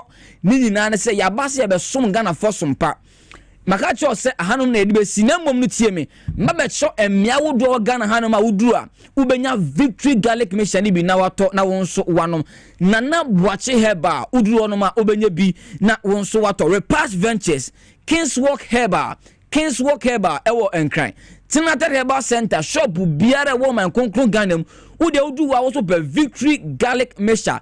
Herbal shop biara free for the first region go to the 16 region. Victory garlic mixture e Ghana fanabe bia. Wo de udu wa asem nyina na se me per Victory garlic mixture. Tie Victory garlic mixture. Me mo bi for 6 and na 9.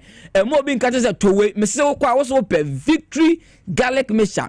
Herbal shop biara, pharmacy shop biara, be bia ye ton aduro bia wura ho a. Wo se wo per Victory garlic mixture. Mo amu Asante Mountain ukọ Amisty herbal, Kolenak herbal obenya bi, Habe herbal udu wonu ma benya bi, PFA pharmacy eno so e wa Asante Mountain ma udu wonu ma obenya bi na wato. Enye nka ni Kumase kra. Free enka kosi bungugu yoyo me kira wo say kro bia wo so na ne se obenya herbal shop wo and a pharmacy shop udu wa wo so per Victory garlic mixture ni bi na ebe boa pass de be wa pomode no ebe CP na esita numbers no mienu pe ene de djuma fa course no hoku yesesi a wo penchechie mu bia freye uyo bia ye ha ubia da wo de freye na ye nu ndi hu enkomo memo bi na da edo no Victory garlic mixture me kire e woto na ma ne ye 0242 54 5633 0242 545633 and I say 020 129 3280. Your numbers we nu epe na ridjuma o ya so e makacho se sera Jesus Kristo kan o se wan na mama de amanche na nemu wan ato Victory garlic mixture we nya dansidie ebi ni ho enti per Victory garlic mixture nemu anu apomuden NCP ensita Victory garlic mixture nkomo na ekodi en wunya binom ya pebinom we wo yare onya binom e pepo ye pa na wetumi aboost immune system na kwatia yare ahro wonsa ne wonan eya na etitriti o se ananse a choni na no wonye bi betu ase amonte nom na mbo ho ban emfi yare ho na bibia entumi enko enkansa na enkomo no ye toaso a and the press conference bi call so na former health minister ye friend Dr. Okuboy na semodi tujwa ene se Ghana ye healthcare infrastructure ni bi say na Okuboy edi tujwa eka la General Hospital hospital no redevelopment or mo ye ene agenda 111 government no kwanya aide on share down for no hunre mu on fa no hunrom no meka ho me pese ye tie san komo ya former health minister Dr. Okuboy kai oba maka bibia kire no yentie mra. Remember, we say it's an amalgam because it has all kinds of elements who are all interested in development. So this is a civil society group that is interested in development for the people of Ghana. And today we focus on the health sector. Three main things we're talking about. One is that the La General Hospital, as we speak, has been halted for almost the entire period that the NDCs came into office. When I was the minister, we worked on some of the interim payment certificates for the contractor, and that's why the project took off. From here, in fact, before I forget, from here, you can take a stroll and you look at the hospital. Even from the outside, and nothing is happening. So we paid some money, maybe the administration paid some money to get the project going. Since then, NDC came. How much? Since the NDC came, the 2025 budget captured 60 million Ghana cedis that to be allocated to La General. The finance minister has not paid 1 Ghana cedi to the contractor. So as we speak, all the construction workers, they've been laid off. There's nothing happening there. And by the way, recently I heard report that 130 million has been allocated. When you check Appendix 4A of the 2025 budget, the amount there is 60 million, it's not 130 million. So maybe the 130 is in the future. I don't know about that. But even the 60, no payment. Now, we are very interested in La General because La General is a strategic hospital. La General is going to absorb the pressure on the other health facilities. Accra has a population of 6 million. But as we speak, emergency beds for the whole of Accra is not even up to 400. Emergency beds meaning beds that if something happens to you right now, they will accept you. So when you add emergency beds at Lekma emergency beds is not up to 10. Let's say 6. Police hospital, let's say 4. Konebu, let's say 30. wager. When you add all in Accra, it's not even up to 400. La General will provide at least 15 to 30 emergency beds in addition to what we have. And that is why it's a critical project. So we came to remind this government that it is not promise, it's about action. And by the way, La General was supposed to be financed through a loan, but there were difficulties with the arrangement. So Cabinet decided that we will pay for La General from Government of Ghana funds, the money that we collect from you. If the past government could pay for a contractor to start with, we believe that His Excellency John Dramani Mahama and his cabinet can also pay. So they should go ahead and pay. And this is for whether NDC or MPP, it will affect everybody. So it's not partisan. Secondly, we also mentioned that at General 111, there are many communities in Ghana that are to benefit from General 111. And we have cited 30 of them which have crossed 70%. Any hospital that has crossed 70%, the contractor needs only 3 to 6 months and can finish the hospital. And so I am saying for a fact that if Ghanaians had not voted the MPP administration, all these 30 hospitals that I've listed would have been completed by now. Iti adi ateno no Dr. Okoboy pa osanya promise na ye action. NPP aban eye Nana Addo Dankwa Akufo-Addo. Alhaji Mahmood Bawumia wankasa Dr. Okoboy ubeye eye health minister Ajiman Kweku Menu yebe kaya sampanifui 8 years mububu La General Hospital ebe kachire ye se mu be sin foforo ye misa se mububu La General Hospital edinda do ahin La General Hospital etumi serve efi nkofo mu osuha wo kola wo ko eye nungwa wo ko teshi ene meka ho ni nyina ye bubu na no mo sa community si mu nyina nya baabi nko ene obeka kire Ghana for say action and promise enti embisa say sa 8 years no mo ntumi anya hwe amfa La General Hospital ho aban papa ba last week Friday ana me yi wa ha abra doctor kobna menka akando etumi akoho ana mo nkai last week ya na meti ya me yi video we ma wa wo hwe wa wutie me kan hosem a wakwa akosra etwese adwuma akoso o che hawa ekoso redevelopment ma me kram ka sa aban papa ba na nde watumi abegina ho ka se nya promise na action na mumu 8 years and action na muye fala hospital General Hospital enti Dr. Okoboy wo ka asama wa wudi tro asam wo dwene ho cause asama Dr. Okoboy ken aye say wandwene ho wo be ye sector minister health ministry Kwaku Ajiman Menu enya hu wo so ba ye we hu ma ye wo ye but in there aban papa ba 9 months ni Oguso awashashe last week sector minister call akwohwe edwuma ekoso me yeyi wo sa me obi atumi hweye se sa video no okra nche me wi amunyi man na Ghana for hwe ya kan wasem ache hawa edwuma na ekọ kohwe workers omo ho ne ade no be kasa workers omo ho bi ani ho contractor nya edwuma akohwisam atrosem sei de bia kasa MPP party omo nka nokre omo mu nipa nka nokre no credit omo no mabonsa ho hwasem Okoboy ka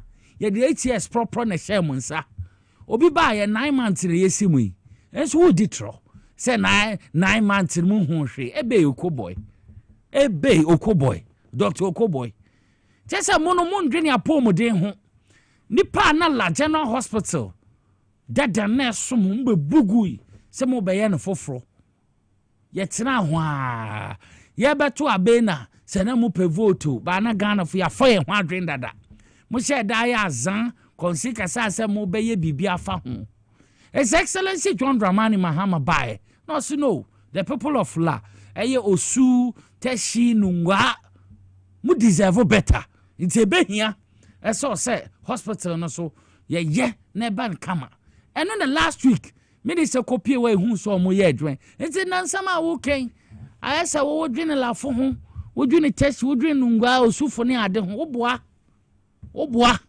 wo dwene ho ya kohwe ni atro na wudi ATS de na moye fa la General Hospital ho aban papa ba esiesi aye ni ya obedi sa atro we moma yensi no hu okoboy we ni ewu shame enya pia so atro na wudi sa video no e wo ho anche mu yi maame abra last week Dr.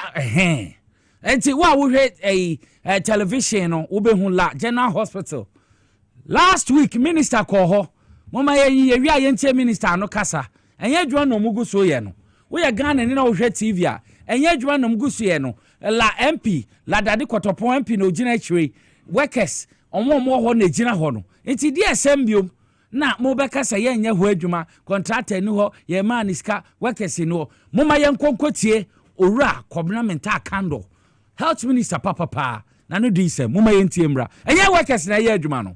Republic of Ghana is determined not to leave any ongoing project behind, especially in the health sector. And so, as you heard, the consultant and the contractor briefing us, this is costing us about 50 million euros. This project has gone through some history. The first arrangement didn't go through, and then they had to follow on a second alternative. So there is no reliable, or if you like, a dedicated source of funding. There are projects where you have loan or grant, or you have a specific source of funding. So as it stands now, this project, you'd have to make an allocation on the national budget before you get money to continue this project. There are projects when you inherit, there is a dedicated funding. So once you inherit, you just have to run with it. And so in 2025 budget, we made an allocation of 130 million Ghana cedis for this project. My records indicate that out of the 50 million euros, about 7 million euros has been paid, which means that we have about 43 million euros more to pay before the completion of this project. Your guess is as good as mine. 12. Is it? 12 million has been paid. Okay, so that is the records available, and the second IPC has been raised, as I indicated during my first submission. We have forwarded them to the Ministry of Finance. That is a process. We can't pay you without IPC, without you raising anything. And so it's been raised. We forwarded them to the Ministry of Finance. We've done some follow-ups with the Member of Parliament, myself. The last time I did a follow-up was yesterday. I engaged the Minister for Finance, and the Minister of Finance is committed into ensuring that funds are released for this project to progress. I am happy that today I've come to see the workers on site, and they are willing to make progress until any payment is made. And so we'll continue to monitor keenly, and I'll have a special interest in this particular project. As you all know, this is not the first time of coming to this site. I've been here in a different capacity before, so it is my responsibility as a minister of the sector to make sure that this progresses and is finally completed, to ensure they are also paid on time. So I think it's fair. If you ask my objective assessment, I think it's fair. They've made their point. Every contractor, when he or she gets the opportunity to meet the minister and he has a financial challenge, it's an opportunity to put it before the minister. So it's fair. The minister has come to your site, and it's only fair that she will also tell us what they are going through. But I've assured them, and we are going to get in touch with them to make sure that we will also assist them. If everything goes according to plan, we should be done in the next 2 years. And so we will ensure that in the next budget, an allocation is made for that to continue. we're not going to abandon this site at all. We're going to follow it till it's fully completed. I know is that the government is committed, an allocation has been made, and we have, every money is money. Whether it's big push money or national budget money, what is important is money is committed to doing it. It's obvious that within the catchment area is very, very big. And so if this facility is completed, the pressure on Ridge and then Lekima will go down. So it's very, very important. The area is densely populated, and so I'm very sure that when this one is completed, we'll have less load on these facilities, and it will go a long way to help the people. We have made the difficult decision to suspend the site works because of the payment issues. Also, we have informed the consultant team and also the Minister of Health. Then, although the site is currently on hold, we also continue to send the personnel to properly safeguard the completed works on site. So we sincerely hope that the employer can resolve the payment issues as soon as possible so that the construction can resume and also the project can be completed as the early date. So we also want to deliver all modern and fully functional medical service facility to the people of Ghana, and also to contribute to the health care service of the nation. It's the aha. Last week and the week, na Minister Kohwa yi saka samfonyini. Anti so kokwa kan bibia ya akorisem ya tro de etenono. Say na ebeye fe pa. Anti obi anka na kuma ntone yem. Aban papa ba very soon. La General Hospital ebeye fe ye pa. Na itumi arivampa kama mabibia etumi adedin. Na yakwaye ni ma education minister so pledge say 994 Ghana cedis per student annually support ayedema a private senior high schools and participation with free SHS program no hono waka no say that movie be able to me a benefit be 25,000 students no more it to me a help o mama yet to me a double track system if you where are some education minister Haruna Idrusu or the Tuja Yinkutimbra. 70 schools that are benefiting from this pilot stands at 70 at 44,000. Government have been able to place at least 25,000 to the private schools. Government is committing to provide a stipend to support the transition of that category of students moving into private schools. That's negotiable. We will still discuss as and when we can help you to up it. We'll be able to do so. But for a start, that's the commitment we make to the Ghana National Council of Private Schools for this pilot inclusion of selected private schools in the provision of the free senior high school education as part of government efforts to end double track. Inti Honorable Haruna Idrusu, Minister in charge of education, on an ordinance not to says yade 994 Ghana cedis per student annually supporter yedima private schools free SHS omodi omo ha shemno eno ho nsem no de atudwa nti we no ebe benefit student be 25,000 na it's a free SHS no so etumi akonkan aboa me to me double track and so if you empty a dear tenor. Baby Adrian Sembre cra and Pennyfor Moha, ye no mubedin common, ye were Mohammed Mubarak Watara, waha, or no ye head of communication at the Metro Mass Transit Limited, or waha, Saso, Nanche, Nana Poku Piece, Nana Poku.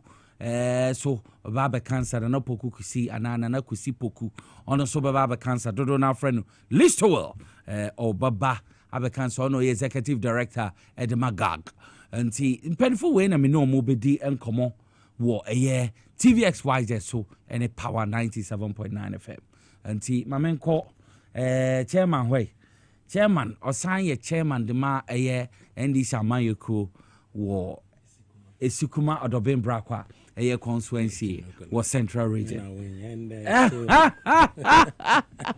Chairman Akwaba. Yeah. Bibi aboko say. Constituency to then. Yeah, the Obaza say. Metro Mass Transit. Ejuma ko no so to then. Yeah, good. Yeah, to the say no. Say targets that don't know when why seat was the biaka ho. Ama one new management wa ma yesu enyi papa. You know the sana na comfortable kabar. Yeah, we trefim. Yeah, grow. Banan na oria bus kesi we to make an option 2,000 cities 5,000 cities na abubu ya ambo auction abubu ya afo ya akuva de ne ba umia o ma say Ghana 2,000 cities bus we e try no 2,000 try no 5,000 yes abra bi ho shocks na say bi o tie kra no wo hia na wa park is wo na wa concern we try no scraps atonedi oh you serious na baby fear nyame na adom bibia me fidi ho de boko Metro Mass Transit kosen a lawyer Kalisiza no hoye pa Dennis hoye obia no hoye tisi amu woko aka chense bunu broni maba ba ehwe no mate na isi adwa yetum o dabi kala na abba say your friend aban papa aba na ye research the secretary of Honor Region research ne so ye adwuma nte no maza wa ye fresh too o say me bada be bansra na very hard working young man very hard working we should vision na owo na they push your friend is Metro Mass in Yagro and the film lawyer Kali says so boy juma so no cover buy near ye nyina ono no or dandan and inside politics and I pay impo since morning by 7 o'clock me do a dream by 6:30 where 7 na your movie together with MD na deputies you call a visitation our Greater Accra yen terminals and station na properties are ya wa e binimo what teswa what they businesses and that you call na it was good we share redevelopment or develop all your terminal because towards your friend is saying buses are fufra ebebano intino is the good move. It's a good move intino in that day ya bo ejuma ya call tema ya call Ashama ya call Salaga market say station be market in chain station be taxi station na trotro station bi wo ho sa yard near Metro Mass yard you share even though amount for encroach but then kakra na wo ho no na wo order da no ma abosa ene ho ban GPRT for wo ho no abokoka ko ye the buses afofro ne ba ye the bibe ko ho na omo akoti say Volta region akosombo and other thing ya no ye ko akobi a station na Ashama so ye dey start 24-hour your friends and transportation no so no ye start no Ashama and your friend is saying Salaga market na tema. So these are some of the dinner circle so you were rented property bia na wo ho esi ano aye inti ya perception na yes and so na veno so that is what in the yakoye say na amana mponda mi ampa me koka traffic mu but we are working lawyer obo ejuma kin for measures na wo say mechia mempenifo ba kumienu bia wo bo mechi doma nkasa ye me papa ambassador Alhaji Sinari bi owo bia no mechia no papa mechia me honorable DC honorable Olivia Bento baby owo me so owo is more of mbra ko obo eduma mechia me communicators all the time in the mo atina won TV ho a wo tie me me commander Asante any day commander of airways all the time as na me brother Yahuza na ofori no mo me manager no ti won nyina me se wo hwa me ntimi chia won nyina me chia lawyer Kalisiza oye MD Metro Mass na ne two deputies Andrew Chumasi na Harun Apauredu ɛwɔ adwuma a wɔbɔ ɛwɔ ɛyɛ Metromax enche amanfo be hu say indeed material must say enche buses beba. Yes, and buses almost over 400 buses. Wow, over 400. Me say papa miss wo and I'm say this time yem books mo ye no. The manufacturers are coming in. Tama yen were outer. Yeah, kwa visitation. Na manufacturers, Indians, Egyptians, omo aba omo te echi omo twan. Yes. Isuzu fo na your friend is Toyota fo omo aba wo twen because they want to enter into a friends a negotiation na what the bus nti buses ne de MD ne agenda say won before ne 4 years na di kind no ebebe no na 2,000 buses a day na Metromax will be controlling 2,000 buses. Wow. Yes. Into old ones in now will be a 10 of the past. And the last member kind of you been your Toyota is F and Nipa 15 passengers. And he say no. And I'm saying you are competing with state AO. Oh, state transport. He say yes, yeah, state by end no yeah, inter and intra. Yes. Na yen so na nam school mbofra any friends impenimfo a wenya from 60 years mfe do sia aircon no ntino na yen so no we are serving the baby a your friend is saying STC into me kono. That is where Metromax yen yetumi ko. So under the Metromax day say the last me kind no minua Metromax ye a transport service be a won. I'm telling you share bus to say sia your system a monitor dia bus ni ye nyina to say ofi ha no oko Cape Coast your system a monitor bus na up to say wom bus nbe kwa akodu your friend is in Cape Coast into no gina Winneba Junction na yehu wo yen head office say wom bus no why then we gina e wo head your friend say Winneba so gina wa apama yehu say we gina wa apam driver no o ya ade a in ya ana conductor what car no mu no one passengers ya ade a in ya yehu this is the system ye run ewo Metromax into no obia nkana kumantu no na nia eye dewa ne say wo the whole Ghana car bie nu a obefo aye fo say Metromax okay ne boda fam en na aye fo kra every Accra to Cape Coast or Accra to Swedro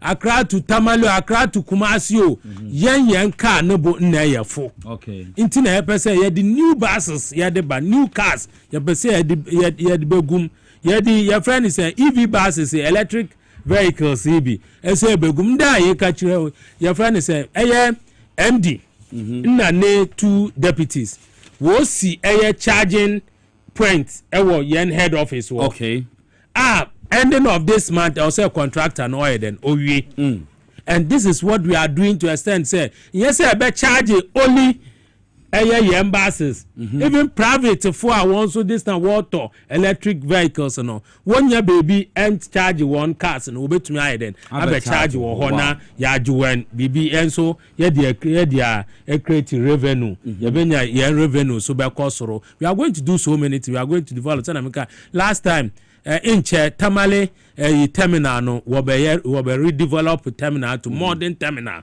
okay Salaga market wa Accra ha we redeveloping to modern terminal. This is what Metromax mpenifo guso a wo ye yende yembeton yen buses scraps 2,500 sikadada 25 million bus tintin agofi ana abubo ya eco scraps mpo King Solomon ni Petimus King Nicholas ye uside na ibi abubo ya so wo abubo ya na scraps na say o dey come on wo fast bi so onkoton na so onkoton even 2,000 na ubunfu abubo ya na bus tintin ya dwumbone a your man boy ni a ubetumi akoton bus tintin 2,500 asemo 3,000 akosoro ani 5,000 aden ebi nusu to edukoye one school buses there was some regions that mean we negotiate what on the cassia no more age one the no more like I say what on 3,000 4,000 okay mama memfa mafuno announcement mfemfem na yempim enkoye nim funo invitation no so aba wasama kai na ma oye mesropa funo invitation abobo ya iwoton eyi oya tete oye Charlotte Yeboah Amavi Charlotte Yeboah Amavi yadia nyame atonsa afre nti this very weekend yana Charlotte Yeboah Amavi ne yino bekoso na woma yenhye ne so say Charlotte enfo yin wo ho amotumi e de abeto so amaye na obia ehu Charlotte Yeboah Amavi Ura Kelvin Asante wo fa asena no Saturday 18th October 2025 we Saturday ya no atare a ye share black or red ono na ye share na Quastek ni event center or for protocol event center Quastek air condition ni event center or for protocol event center abeka fadama junction down wa ho na nyame adoma memende yenia Charlotte Yeboah Amavi ebekoso Quastek protocol event center ni event center ho abeka fadama junction down wa na ebekoso 22 new Fadama road na Jumedian bekoso Saturday no ni funo arrangement no ebekoso ho na Sunday no so nyame ya adoma 19th October 2025 no ono yesha black and white na and so the Thanksgiving service no etumi akoso wo Lighthouse Chapel Thanksgiving service no betumi akoso Lighthouse chapel nti moma yenhye so na yenkoja ebusuan na omuntumi kata yenua bae nechi kama pa na bibia ntumi konka monhye so say protocol event center Quastek air condition ene no event center wona dwumedi bekoso we so ye mia me fie yesofo ba ko wo fi Reverend Samuel AK Reverend Samuel dodo na friend Evangelist Paul Evangelist Yao Paul yame yadom over the weekend miribe fie na no so na yi bokodo Saturday and a pass 7 pepe burial service na bokodo wo fie house number 60/5 Jesmore Avenue Watakrade na Evangelist Yao Paul kwesida no memenda Saturday ya no obokodo owia we kesie no wo Takrade seyi owia no botuado Saturday na nkasa 18th October 2025 no ni na just more avenue Takrade na dwumeze no bokodo Sunday so Thanksgiving service no bokodo Sunday 19th October 2025 for Living Praise Chapel International Fijai Takrade Fijai na dwumedi bokodo nti wome na yenkojam Reverend Samuel dodo na afre no Evangelist Yao Paul ne maame maame prekope Mrs Constance Akosua Stevens no so Takrade nti dana nunua Joseph Ameye Stevens Cape Coast nti nyame yadoma wome yenkojam ho na Yao Paul Evangelist Reverend Samuel ono no da for me nti weekendi just more avenue ho Takrade adaji ni podo wome na adofo ni na yenhia nkajam ebusua na Evangelist Yao Paul no da for me nti ebusua ina momo yako na momo hon sheta nti ediete no twada and Alan Kojo Trematen yebeka ya na movement for change me say sia de abeye United Party na asamo kan say a party no wo long term national vision on person mo transform Ghana into economic powerhouse of Africa by 2040. Just say omo future vision pa. Me mom symbol na ansesa still African to better fly. Yentiwe. Kinocolas we the mess of ubi pa we say na watara na soft yes. Oh, mess of ubi pa Odomi Pemasem Obompa Mami. Your friend the Reverend Henry Amo Baden. Assemblies of Gods Brahman Continency Onna Neyere Sofumame Mame Anita Omo Shame na Michia when ye ankasa Michia Pentecost fire well wuti senya baby o bia no mechia no bia Pentecost fire wa message say minti a chairman man it Assemblies of God am minti a Assemblies of God Good News Assemblies of God or East Legon Hills so for paying Apostle Bright Echo bia onye ne wife Lori Shambia michia mo e wona muso mokwa asore Sunday Assemblies of God 2 weeks in then that's good mokwata krade Saturday yin masana ba kwesida de papa na mama mabasa wa share bow TV so yo minia Alan Kojo Chiramatin where the yanimine dada when ya the foforo na ya party foforo yanim say there I be do emre say even though ne party fo hu no ho mfa so ntina ema yaudi na ema eden ko do baby a we do na we do no do sana na ebi no mo kan me NDC ni me ntumi hu ba sana na ona won MP before wo kan hu ze do baby wo de ko share eye o man peyin dada kufuo say ke o so man peyin dada kufuo nka osua eye the late president Jerry John Rawlings anka the way oye so do declaration no ke o so oye bi na oma eye Alanchira Martin ana se Aliu Mahama wo mu kode nka oma okonensa nka one party no wana wo na also nka one party nka njija te se nde se na esi ade what on te se kalewele ko nde se MPP akwa te se kalewele dwa because obi a pa na wa akoyi bi na wa so ahwe se eye da wa na se enye da this is the level because of onankasa no ni decisions bi a o take no amana ni development in politics no awo yanhwe no be say Ghana for ebe gina edi but what he says say Ghana for betumi atwen say na 40 years because of anyama na njuma is Essence John Dramani Mahama ni resetting agenda no koso ide menjin de say ni 40 years no maybe mra wo beba no and after say won ya ye Ghana ye the way na Kwame Nkrumah per se Ghana ye no and now is Essence John Dramani Mahama onam so yo so with the new party the same thing in some o man paying dada when ya ni baby Rawlings or kind you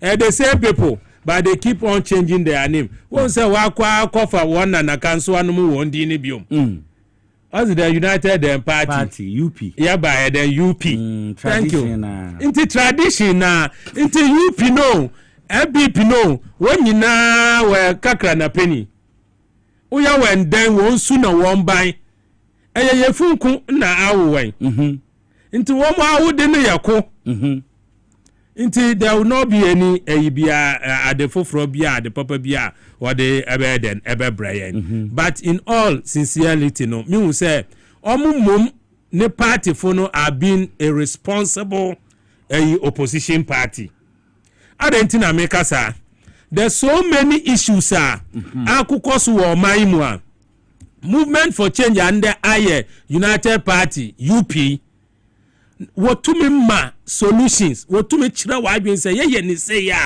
oni o man peyin ye no eye na oye say kakra ka ho a ebeboa but Kelewele party dey any day one the dede na de bia woguso say sia wo be your friend is saying press conference dudu omo ayempo echen won dudu awo parliament but when mo dey ohun say wo omo kasa indeed say ampa kronkron bia eden esi won so na kronkron na mfi be bia NDC na John Dramani Mahama kronkron na esi almost so ntina say won kasa no ya say indeed what in Ghana ho into ohode mepe omo asem kakra enam the way a what you say in this all opposition na ene nchire say ni aban ni be bia na obeka say enye aban ni ye ni eya e wo say o ye den obo wa ba so wo ye ni eya e wo say o ye den oka o hwe kwan wo fa so a wo kai but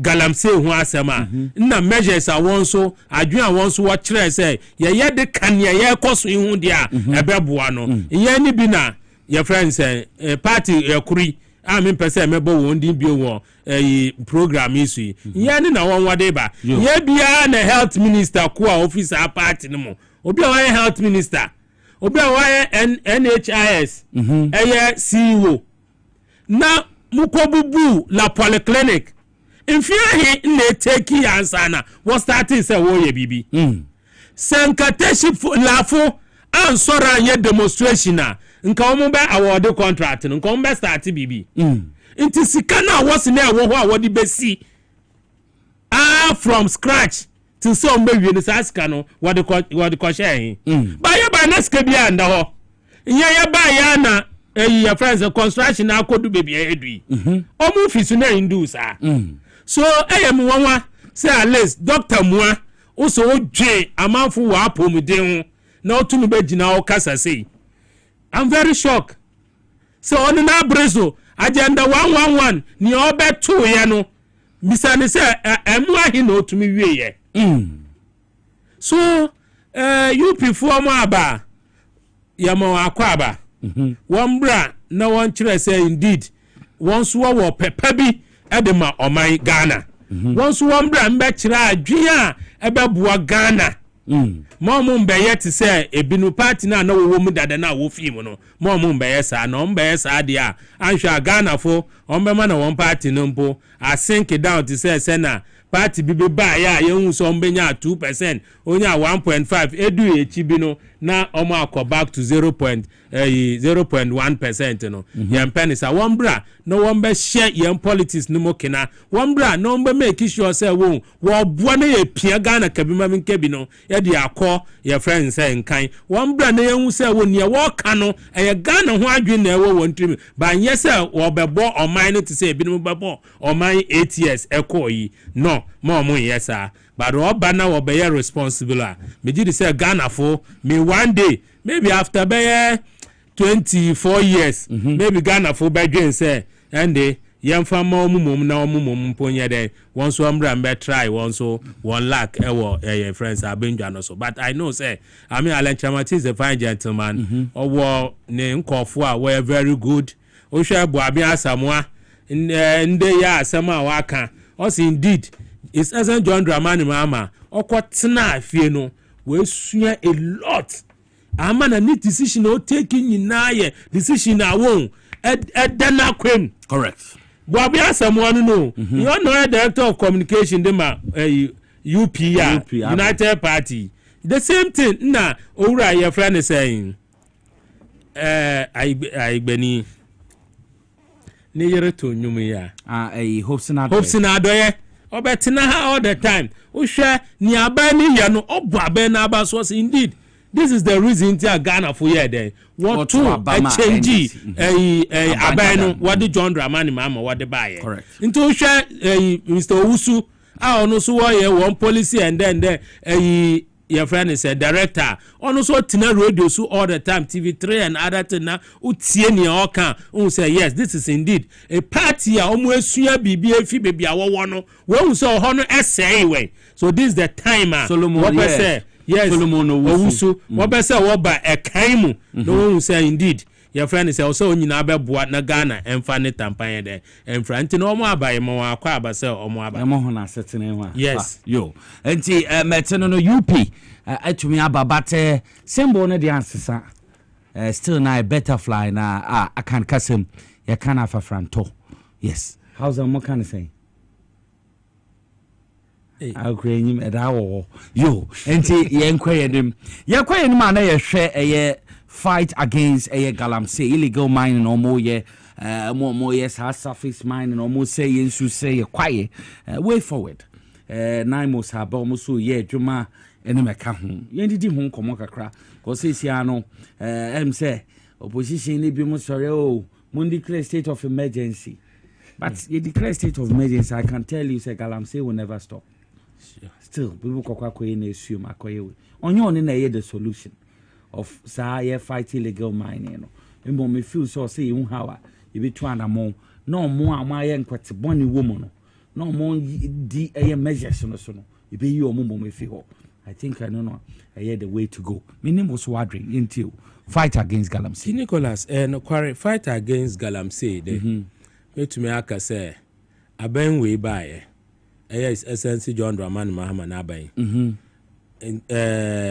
ahonde a omode ahye say ombeko galamsey no me gidi say metumi aka say aban bia mbae for the past your friends and decade say omo abeko sa ekono yen bisa say galamsey no and I say yensu no and aban na start here Oma paying Professor Mos ne John Dramani Mahama ebetina so ensu an say to extend say doctor fo wo boyen kokko e wo nsu a ye no mo even to extend say ye de be nu aduanu mpo no wo boyen ho kokko o kai say MPP time na Danko Akufo-Addo time ye ka say Ghana ya nhwe ye bedu mremi mpo anhwe mpo a ye be kransuo e de aba o man mu even as ana ye kransuo ba na me say nso na ye kran ye na ye ta de dware ntina manfo hu say ye kransuo ye kira usika dudu a ye de kransuo ye de ba o man mu ania ye nunum a e wo bottle mu ye na say na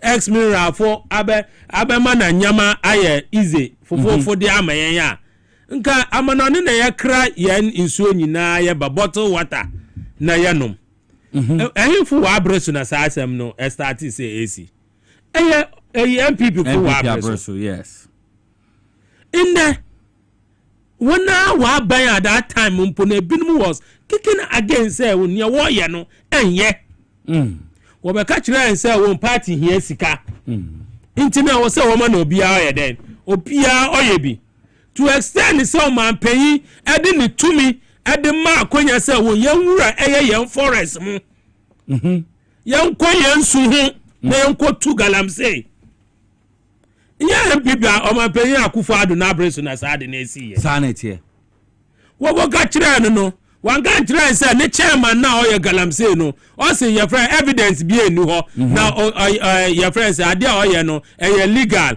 o kita license na oye in the the same chairman no na galamsey hu nsemi wode na akogina court so that mean na Danko Akufo-Addo onye no kwarefo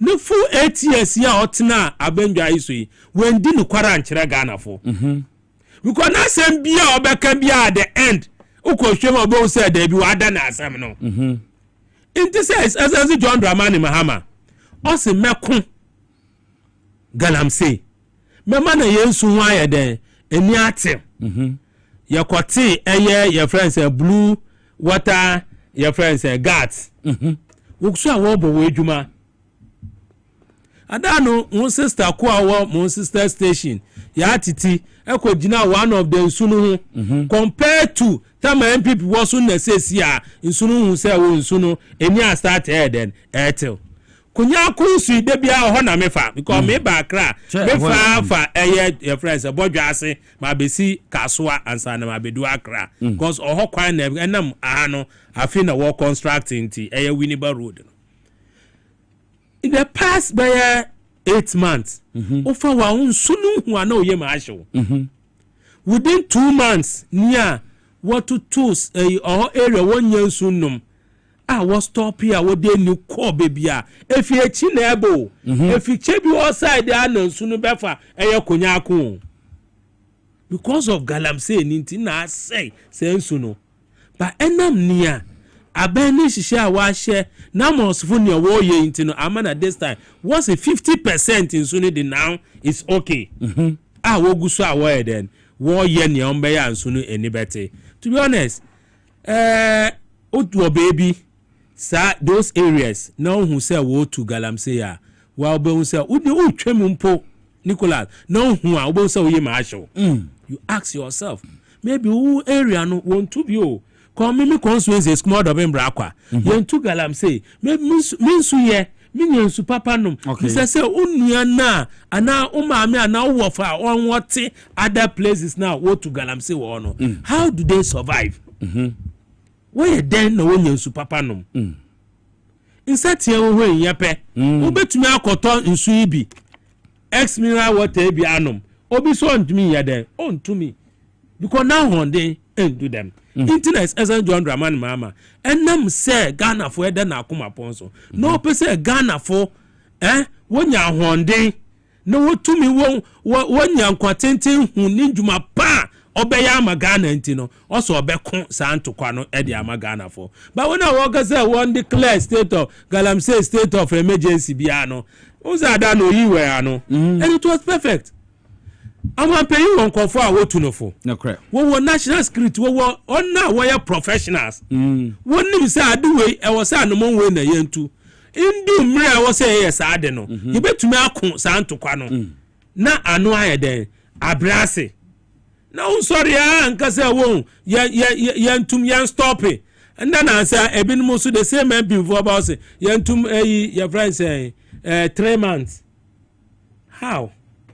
Measures na ye wonu bisa won say won every day beyond yet to say when we mo akwachi we omo easy day but previous government na be 6 months na untimpo say won omo akwachi Galamseyers onu mpo ayo manpenyi a o say o de na kondwa no ni presidency no o de ato ho say in case of wentumi ankon Galamseyer o de beto ho otumi ye na brezu na su say John Dramani Mahama is excellency onu wanfa na kunwa anfa anko be Obekaya Professor Frimpong report by 36 pages Obekaya don't say president backyard and I do the 19 no what to be any day no quarry no what to be look I know a miner ought to be what na do no community ho from Flagstaff House work on ho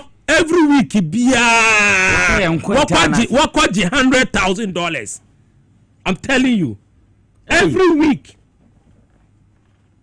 an allegation me say I know a miner say nipa no say me bua nipa no na why the one can no kwara anchira me I'm telling you be can crime na won evidence ayenka me say minimum dey o de kire me no onye small your friend say Martin na walk on onu yanketenkete no yo say I say what na walk oh minia ade a wankasa Nicholas unu say me nka asama ye no kware da okay before na wo fidie so no yambo trim keke from Ajiga no eba ha me nka asama obi tracing ka asama yi watara kan ye de ye no kware I know what I'm talking about. They beyond the 100,000. Charles B. Si unumu ye wana one party na implicate we. Ko wenye. Ana boa. Kennedy Japan po anka one Galamsey una the way scar war from obubo edin. And so what are na kan? No, please. So one say no. Na mo de mfia wotwe say ade a. Mo si President John Dramani Mahama na NDC. One fa eye bosom nkron. Manansu enintil ade a ye den fia wotwa asai no even sesia o sha tarifita na ngo ekema ki Nicholas untumi fanda nkuwa insina ngo no yede ayirawo ebe take be some time answer na won say si ade sa mark no inni water no mo no bia mfia wotwe de bia ngo no ekem the same place obetumi de your friends abosom nkron e de aye ne ye Debbie intini ya besre Ghana for wonya gidie e was President John Dramani Mahama wona watena MPP mu why MPs we MPP mu was indeed we hun sakraye e was John Dramani Mahama na mambum okotena echi kakra no we sua nyama bebre we hu say we oya Ghana for mpe we na oya Ghana for pe in the dollar enam 11.4 11.4 9 people fund themselves ebeko bi won share da ko fa ko cookie ebi World Bank IMF say ye say nti na ema eba ne say na artificial in that so artificial asemo nkai October this is the time I work krabro nyanyama de bo ke say about this time ka dollar e ho aye not to extend say ebe mana a shoot but in the mum na eba down because wo wure bi a wo always sikan to ho nyansa Yo be na ndade also yare osuro se o yade no be gina mra no also yare o wi ana ne abrofo ne girlfriends abrofo na o mo bo life for US. Go in me. Me again. Yende we are ready to serve Ghanaians. To be make sure say fight against Galamsey no. Yabekoswa akon sa fight no. Yes sir. O man pay ona ne party executive. What's one obi na okogina ni baby keke kan. So we no the wire Galamsey. Now one na waden kwafo kona wajiji ska wo won chen. Ana yes sir. What's one hwehwe one investigate we. Na Galamsey nkomo ya ye di yedim say Galamsey kasa ye kanu gather himself. Sana ye na nom shase. But me nim na nye sa neti because me anka se me tu anamo akohwe bia me hu se sana de bia hu surface na ye dri e form na ye tu form kese na nsuo se nsuo no. Ibi su a different crowd. Yes. Be abo wokwa asase ase na ekofa ba. No mu wie a o ma bedwo. No mu yi gold in afia. Enti em say ye kanina so say it will differentiate omo de no eye te say rock mining omo de no omo di measures no so pepepe. Na China fo na bi mo ba yo mbe cheche nsuo mu de bi o acham fine panis nsuo mu. Yes. Na serious. Na bi mo so no omo connect pipe no. Ensu na wo connect wo de hohoro na esanso kogu nsu no mu biom. Ni nyina China fo ya. Ni nyina ya China na mo dia na omo kwa asase ase aboom na omo ewure mu ho akoye na o se ene de genu ya wo wona wo responsible corporate responsible mining na MPP fo yeah responsible corporate mining na nya o ma pegu for na okofa China for the ba o man Rollins time now nde unam be friends 500 meters obeshia China ni enche me ko bogoso na bogoso ma me ko hu inse omo community mine na China for na show nsia na former minister bi we di MP soda no de hwa ma omo na chese omo hye wona who dare black man so be wura ho no matum yes obogoso mpotemo be mo yem shame yes baby we ko no one momo to me shoot Ghana ni. Why?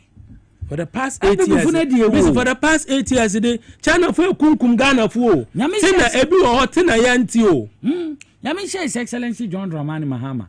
So this are cooperative mining, no responsible cooperative mining or the aba. Is that responsible cooperative mining, no? Emma sebi wa mo community no mo krom ho nyina omo ye bi omo de ho mfaso. Yes. MPP for the community mining buy. Community mine obekona constituency chairman, constituency secretary. One warrior. Yes. Nipa be ensia bi na. One warrior. So when you see the word community, omo kra obekona omo say ensu. Oh, what to me invite other executive from other constituency or 1 year mining. No more become one because awareness a 1 year. MPP NDC His Excellency John Dramani Mahama be fiso 2016. Nipa na ya register omo. Na wo hwe MPP within 8 years. Over 3,000. Yes. Na ya more license so more mining. Obi so hold the party day. Or yeah for prosperity crowd na washemu tu. Reserve forest reserve ye tu borum. Na ye tu sa. When mo send the ye forest reserve ye nrum nkotundi. Challenge serious. When mo say nja no won so won kabi. E wo man mu. Look at the way almost say or minor assassin, almost say yensu, almost say young forest. But once so one man once want yenti one new Ghana because omo abebu mine edantino. I was say once what kebi. Niamu be ye even abo from po on to abampo. Onim say wo mo amba bobra papa. Onim say mu your man boy for mu ba bo mine no.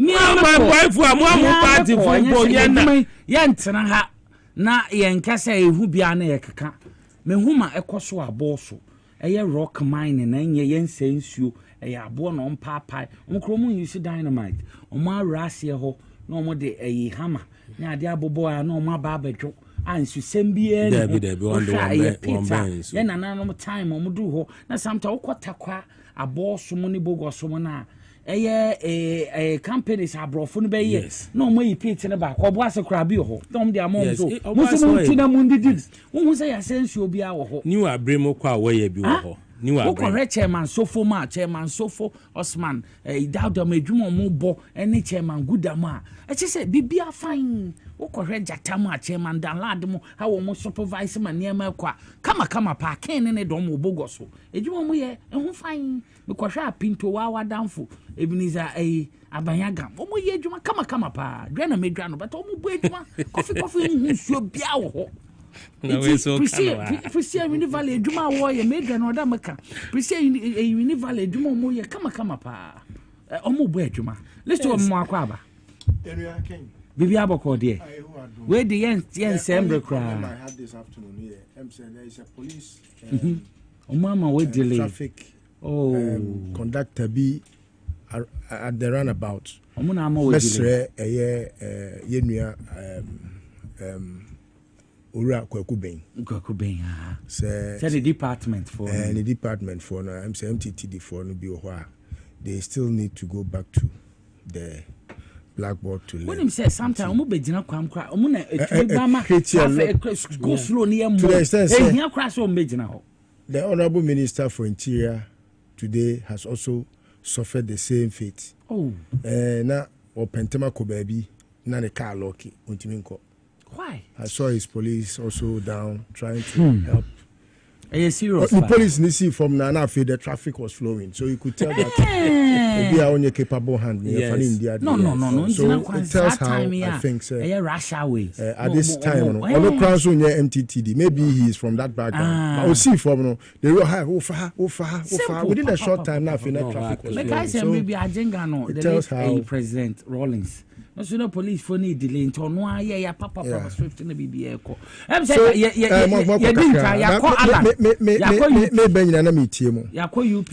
at some point na minyaya and kamisan because I mean you are two capable hands handling the issues and UP abo me ko ene man ka bidie you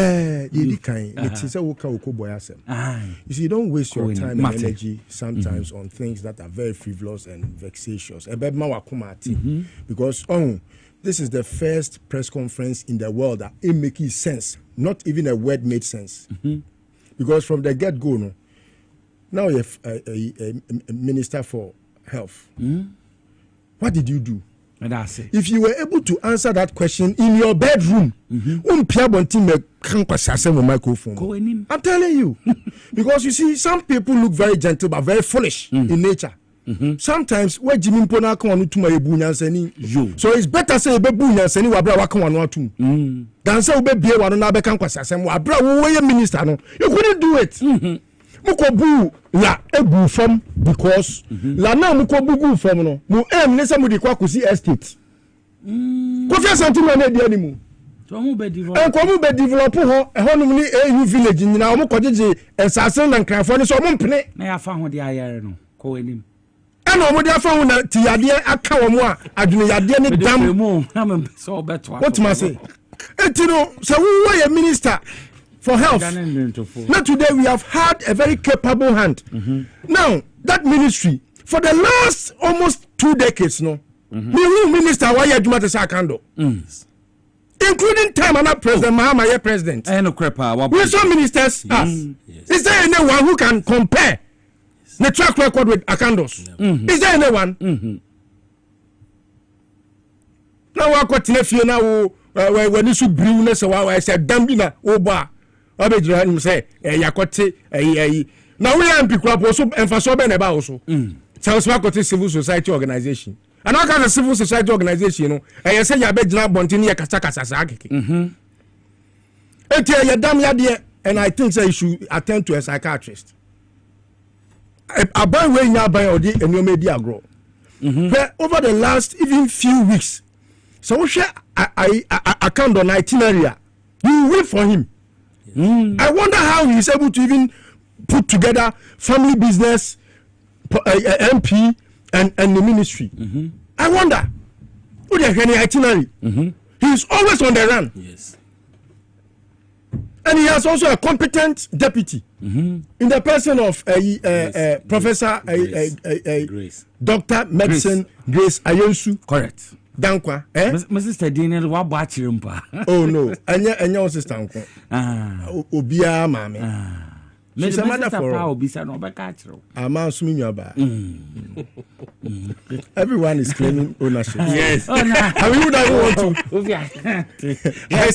I say, Nene Nansan, I mean, I could be doing Comosa. Or say, Madame for Power, I don't know. Them or say, Mr. Cecilia, Minya Santinio. Oh, Charlie, you guys, you are the pride with which you speak in Absu. And yes, I am a mujem, you want to be Santinio. So, I think there are things that Sabu, we nipa, and you soon young once, and more than 2 fool, you soon ya wow soon ya dasono, only a dream, over 2 4 man be job on Team Goo, any mass. He's a walking disappointment in the public direction.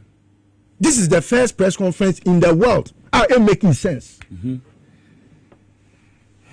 Dear Tosubi, maybe I may said I'm okay. UP United Party. I'll tell you for a fact. Maybe new Ral and Chamatia Juma. And Sebi, at the time when I was his aide, I learned a lot. I can tell, sir, politically, he is one person that guided me and my thoughts. Okay. And it's not just him. I mean, there are so many stalwarts that I've come across, and they have in fact nurtured me. And sometimes when it's about Lanchemati, I'm very biased. Except to say, sir, I have always been candid in my political life. Me, no prophet of doom. Maybe he wants to leave a better legacy, not because he wants to be president, because Alan Chematin, no matter what stretch of imagination, ontimi meye mampeni under this dispensation, the age a factor. And then nimdie Alan Chematin was so much nimdie. She say ye ka Ghana ha omo omatimi climb the political ladder internationally. I mean, for someone to climb all the way to World Trade Organization, to want to be the president of World Trade Organization. Yeni Ghana ni otisa o ebi ni NDP ebi ni MPP mu ebi ni NDC mu enti no odanso. But you see nipa bia woni su ne ne ban a adwuma bia so ewo esu ne ban a ye de ye me Alan mo no me hu ni say enkokoye sofo anka beboa no politics man tempa ho ye empa ho so kra no obinyiri be ye po ba we ni de ono no free ni mofra bremu nyina no timi say sofo pa na nke be fata no because politics ni ehun inconveniences no anya de obetimi aye na politics no ni ala na ni ade pa na ni kukudu pa but you say ade bi wo politics yen kwa agina na yebua no na ha no because me hu ni say otimi e ma time beating won yoma bi ho from day one oje mu ma Akufo-Addo ewo Legon 2007 people felt I was a prophet of doom. I predicted today. I even advised to say in 2014 the man me baba ni that was even 2010 ye call many Alan Chematin call campaign eba ya Akufo-Addo wia abanimu no and I me catch e wono ene Kwabena Japan say momi anti ye ho na say anya ne na da chi bi ye beye and at that time me predicted say adie ba ko a say MPP ahwe year ebesie ena esie no ana me say predicted say Alan no mo amaya ante ye ho oni afoko no mu nyina etumu ka say ekote party bi sa party na nya ni din no omu jama ne bo me so no ena me to party ni din New Labour Party me kai na odi ma akote yes sabre no mitu omufuo ena omu say ena omu kwa kubusa president Kufo say good say I was so much ho a and I'm saying here mu kwa kubusa pani say mo kwa kwoti party na ye say anase enye ne de ene che say emma so ntene mo mfa mu we na me so me mfa mu we eno ne me ne omo ntitimu no because I foresaw say so mu jai na Akufo-Addo be man pani a obebọ man we ampa so omu jai na ma ne be ye man pani ma ne bo man no say Akufo-Addo are taking in so many years back, more than 100 years back. Afena sebi enyansafo e de enuoma Akufo-Addo di aye o my way etu omo hofo. And I think say even though it's better late than never, there are things that we ought not to have allowed it to happen. Because say Kase Akufo-Addo say o my na Obia is to blame. Because I think say we could have curtailed it and made sure say Akufo-Addo crumple Mayor Mampeni say MPP ego. There is no way it will survive. The only way MPP can ever survive in this political dispensation is when NDC has woefully failed. Which of course I don't think. Not under a Mahama legacy term would the NDC fail. And I don't think the NDC will commit that offense. Say in future they will bring a candidate who will mess this country up like Akufo-Addo and his family and friends did. I don't think so. And you know, UP is welcome. It's a party that I think say is better than MPP. Because in Ansafona MPP muno, and no free mu, and no makoti UP. And I ka sebi bogus for no. And I say omo MPP mu. It would be in the last 9 months. Can you tell me any quotation from MPP for it making sense? Not even one discussion. And more making sense room ever Ghana ha. Yeah, the topic to her. By the time I conclude the discussion, no one will say nank we me na numpa nkeye. And until no MPP there say uhwe ye multi-party democracy ni mu a. UP so on for so channel. It means say no me compare. I will compare NDC and UP. Me can MPP ni NDC BM. Me can UP any NDC. Because enyansafo e MPP mu no na akoti UP. Ena ayi fo no de gogome fo no omda so eti omo ABC no. Anyway because we kwa former mayor of Kumasi. Waka. Former mayor of Kumasi Mofisu Sampai. I'll say MPP Mofisu Omuni. Oh yeah. Omuna say ye wade bi a ye friend is Nyami Nyansa. No. And I want to say that Mati post too no. It's one of the things that he made sense about. I mean he was very candid. Oh, MPP I say almost Nyankopon Nyansa. Na nipa bi a wo se Nyami obo wo Nyansa bi ano sebi. Ubo sebi obe catch up on Martin. Enti I don't think say a subject matter. UP is welcome. Who they share omo ewo sa amayuko ya on team. They make sense than any MPP member. Not even a flag bearer can make that sense that Solomon Wusu can make. And I will hear omo flag bearer or MPP muya. Share Baumia. Ya we die mi. Ke Brian Tampon. Akwa we so be PMP adi. Ko he de wa ye wo ko he de wa ko ye wo akwa ya omudi ni ko si hene wo ekropon yi.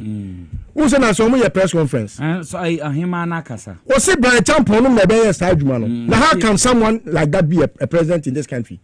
Should be the Canada Japan. We Canada Japan pepe man peni di wo Ghana ha. Asif se Ghana for ya adwuna bobo adam ne nya brain tumor ne nam Ghana ha ne yin nyansa bia ne ye pe ye probia keke. Eti ade na gu. And I don't expect say sa ni pay ya ebubo mu di obi ti say adutwum e bepe man peni di e Ghana ha. Ye di education ma double track. How did you end double track?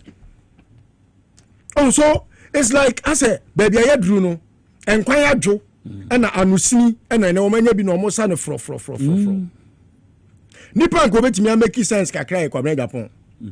And so look at how Kwabena Japan has played politics in this country. He has never been candid.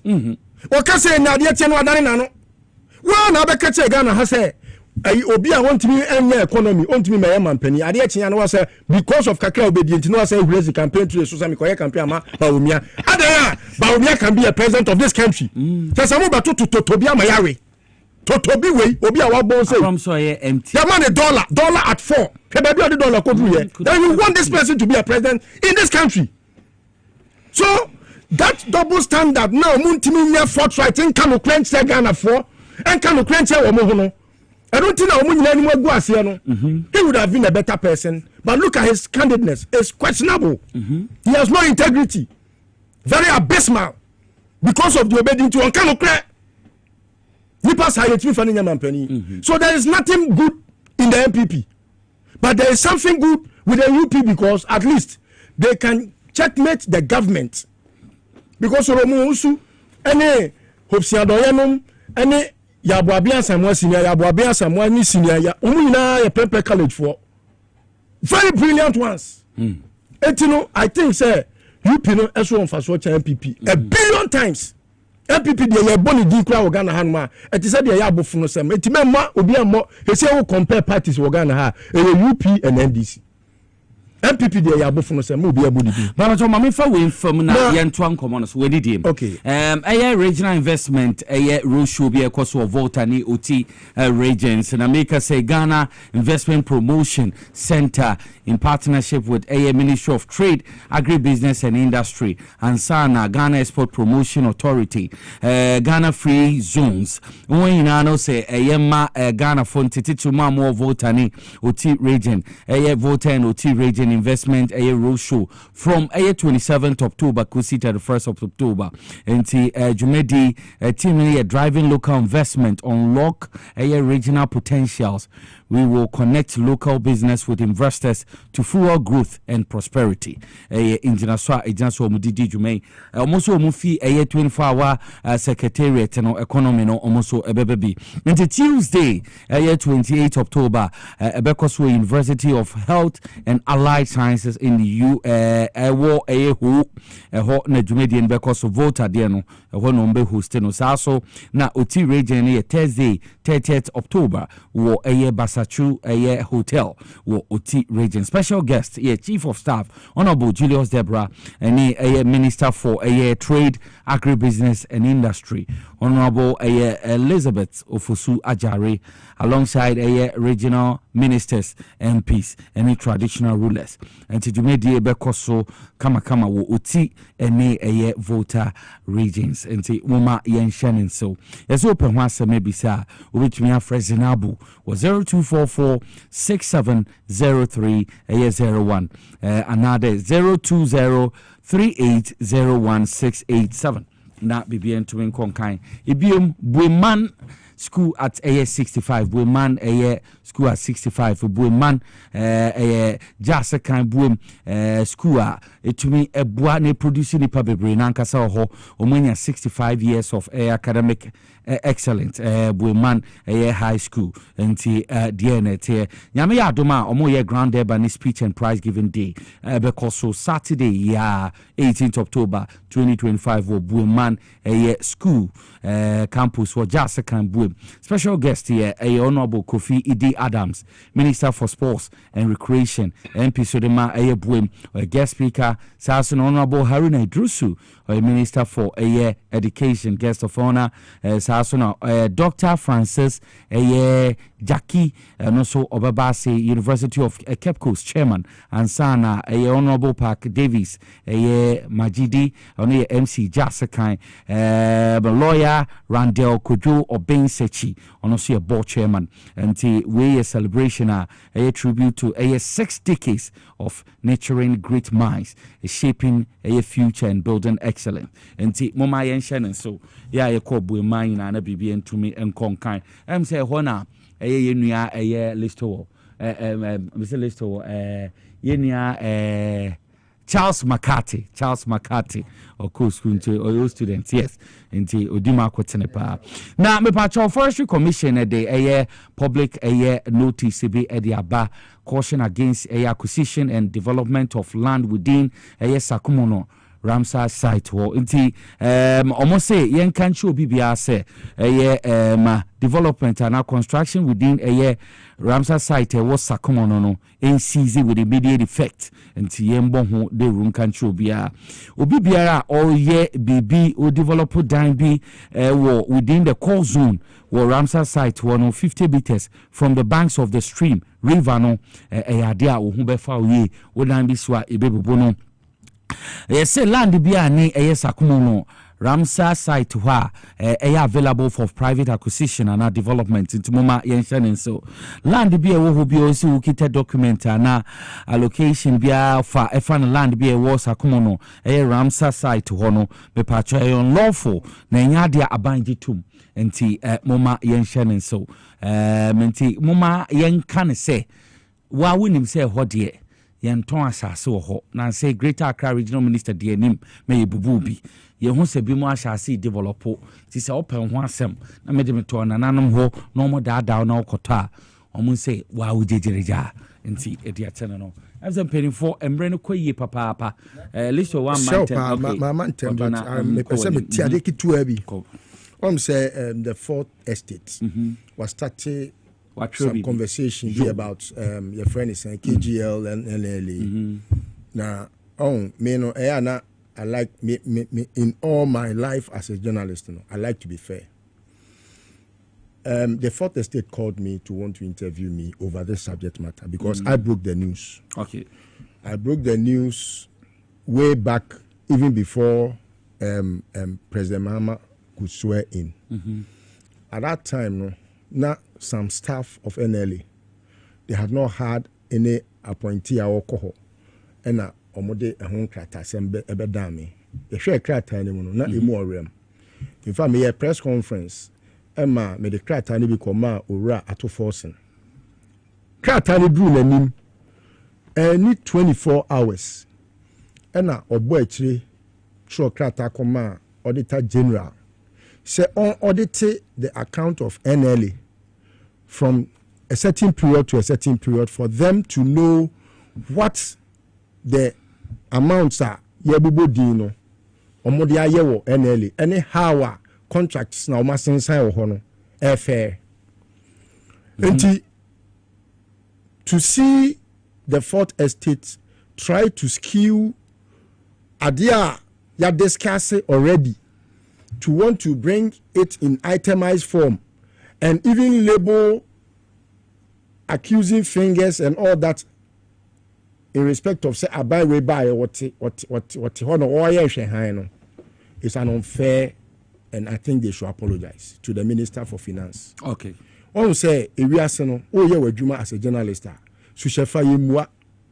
may I went to both sides even when I didn't get KGL for no almost side of the story, I made sure, say, I accuse them of whatever they have been accused of, and called them to answer. Yes, you're more accused now. No, me they want to be accusing me. Say me will be abone. But they are accusing the finance minister, the board chairman, Salam, Nenko said they are setting put. At that same time, I petitioned Yoko. I petitioned OSP. OSP has interrogated me in a very long conversation. And I've laid bare all the details I may want. They have investigated the matter to a point, say, even former appointees, they have interrogated them. They have interrogated KGL, so I understand.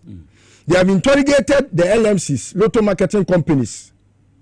And I'm sure, sir, pretty shortly, the report will be ready.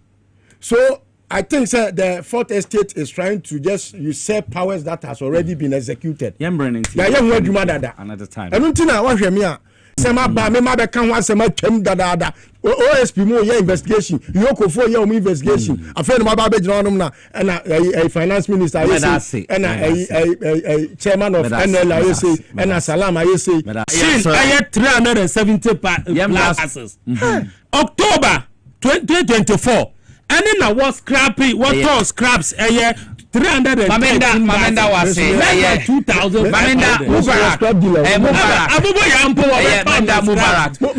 Mohammed Mubarak Watara Mendana say head of communication the Metro Mass Transit Limited Ibu Trebiamo you the Masina let's do Nana Poku honestly executive director the Magad you're from Nicholas ya who's yours will be to me from Nicholas Mamuswa or anybody ama Beniani Yenuaba Poma Chekuna Dini Swapa in a can at the Mamenda production team Nina say yes one bot neighbor saying have a wonderful evening bye bye.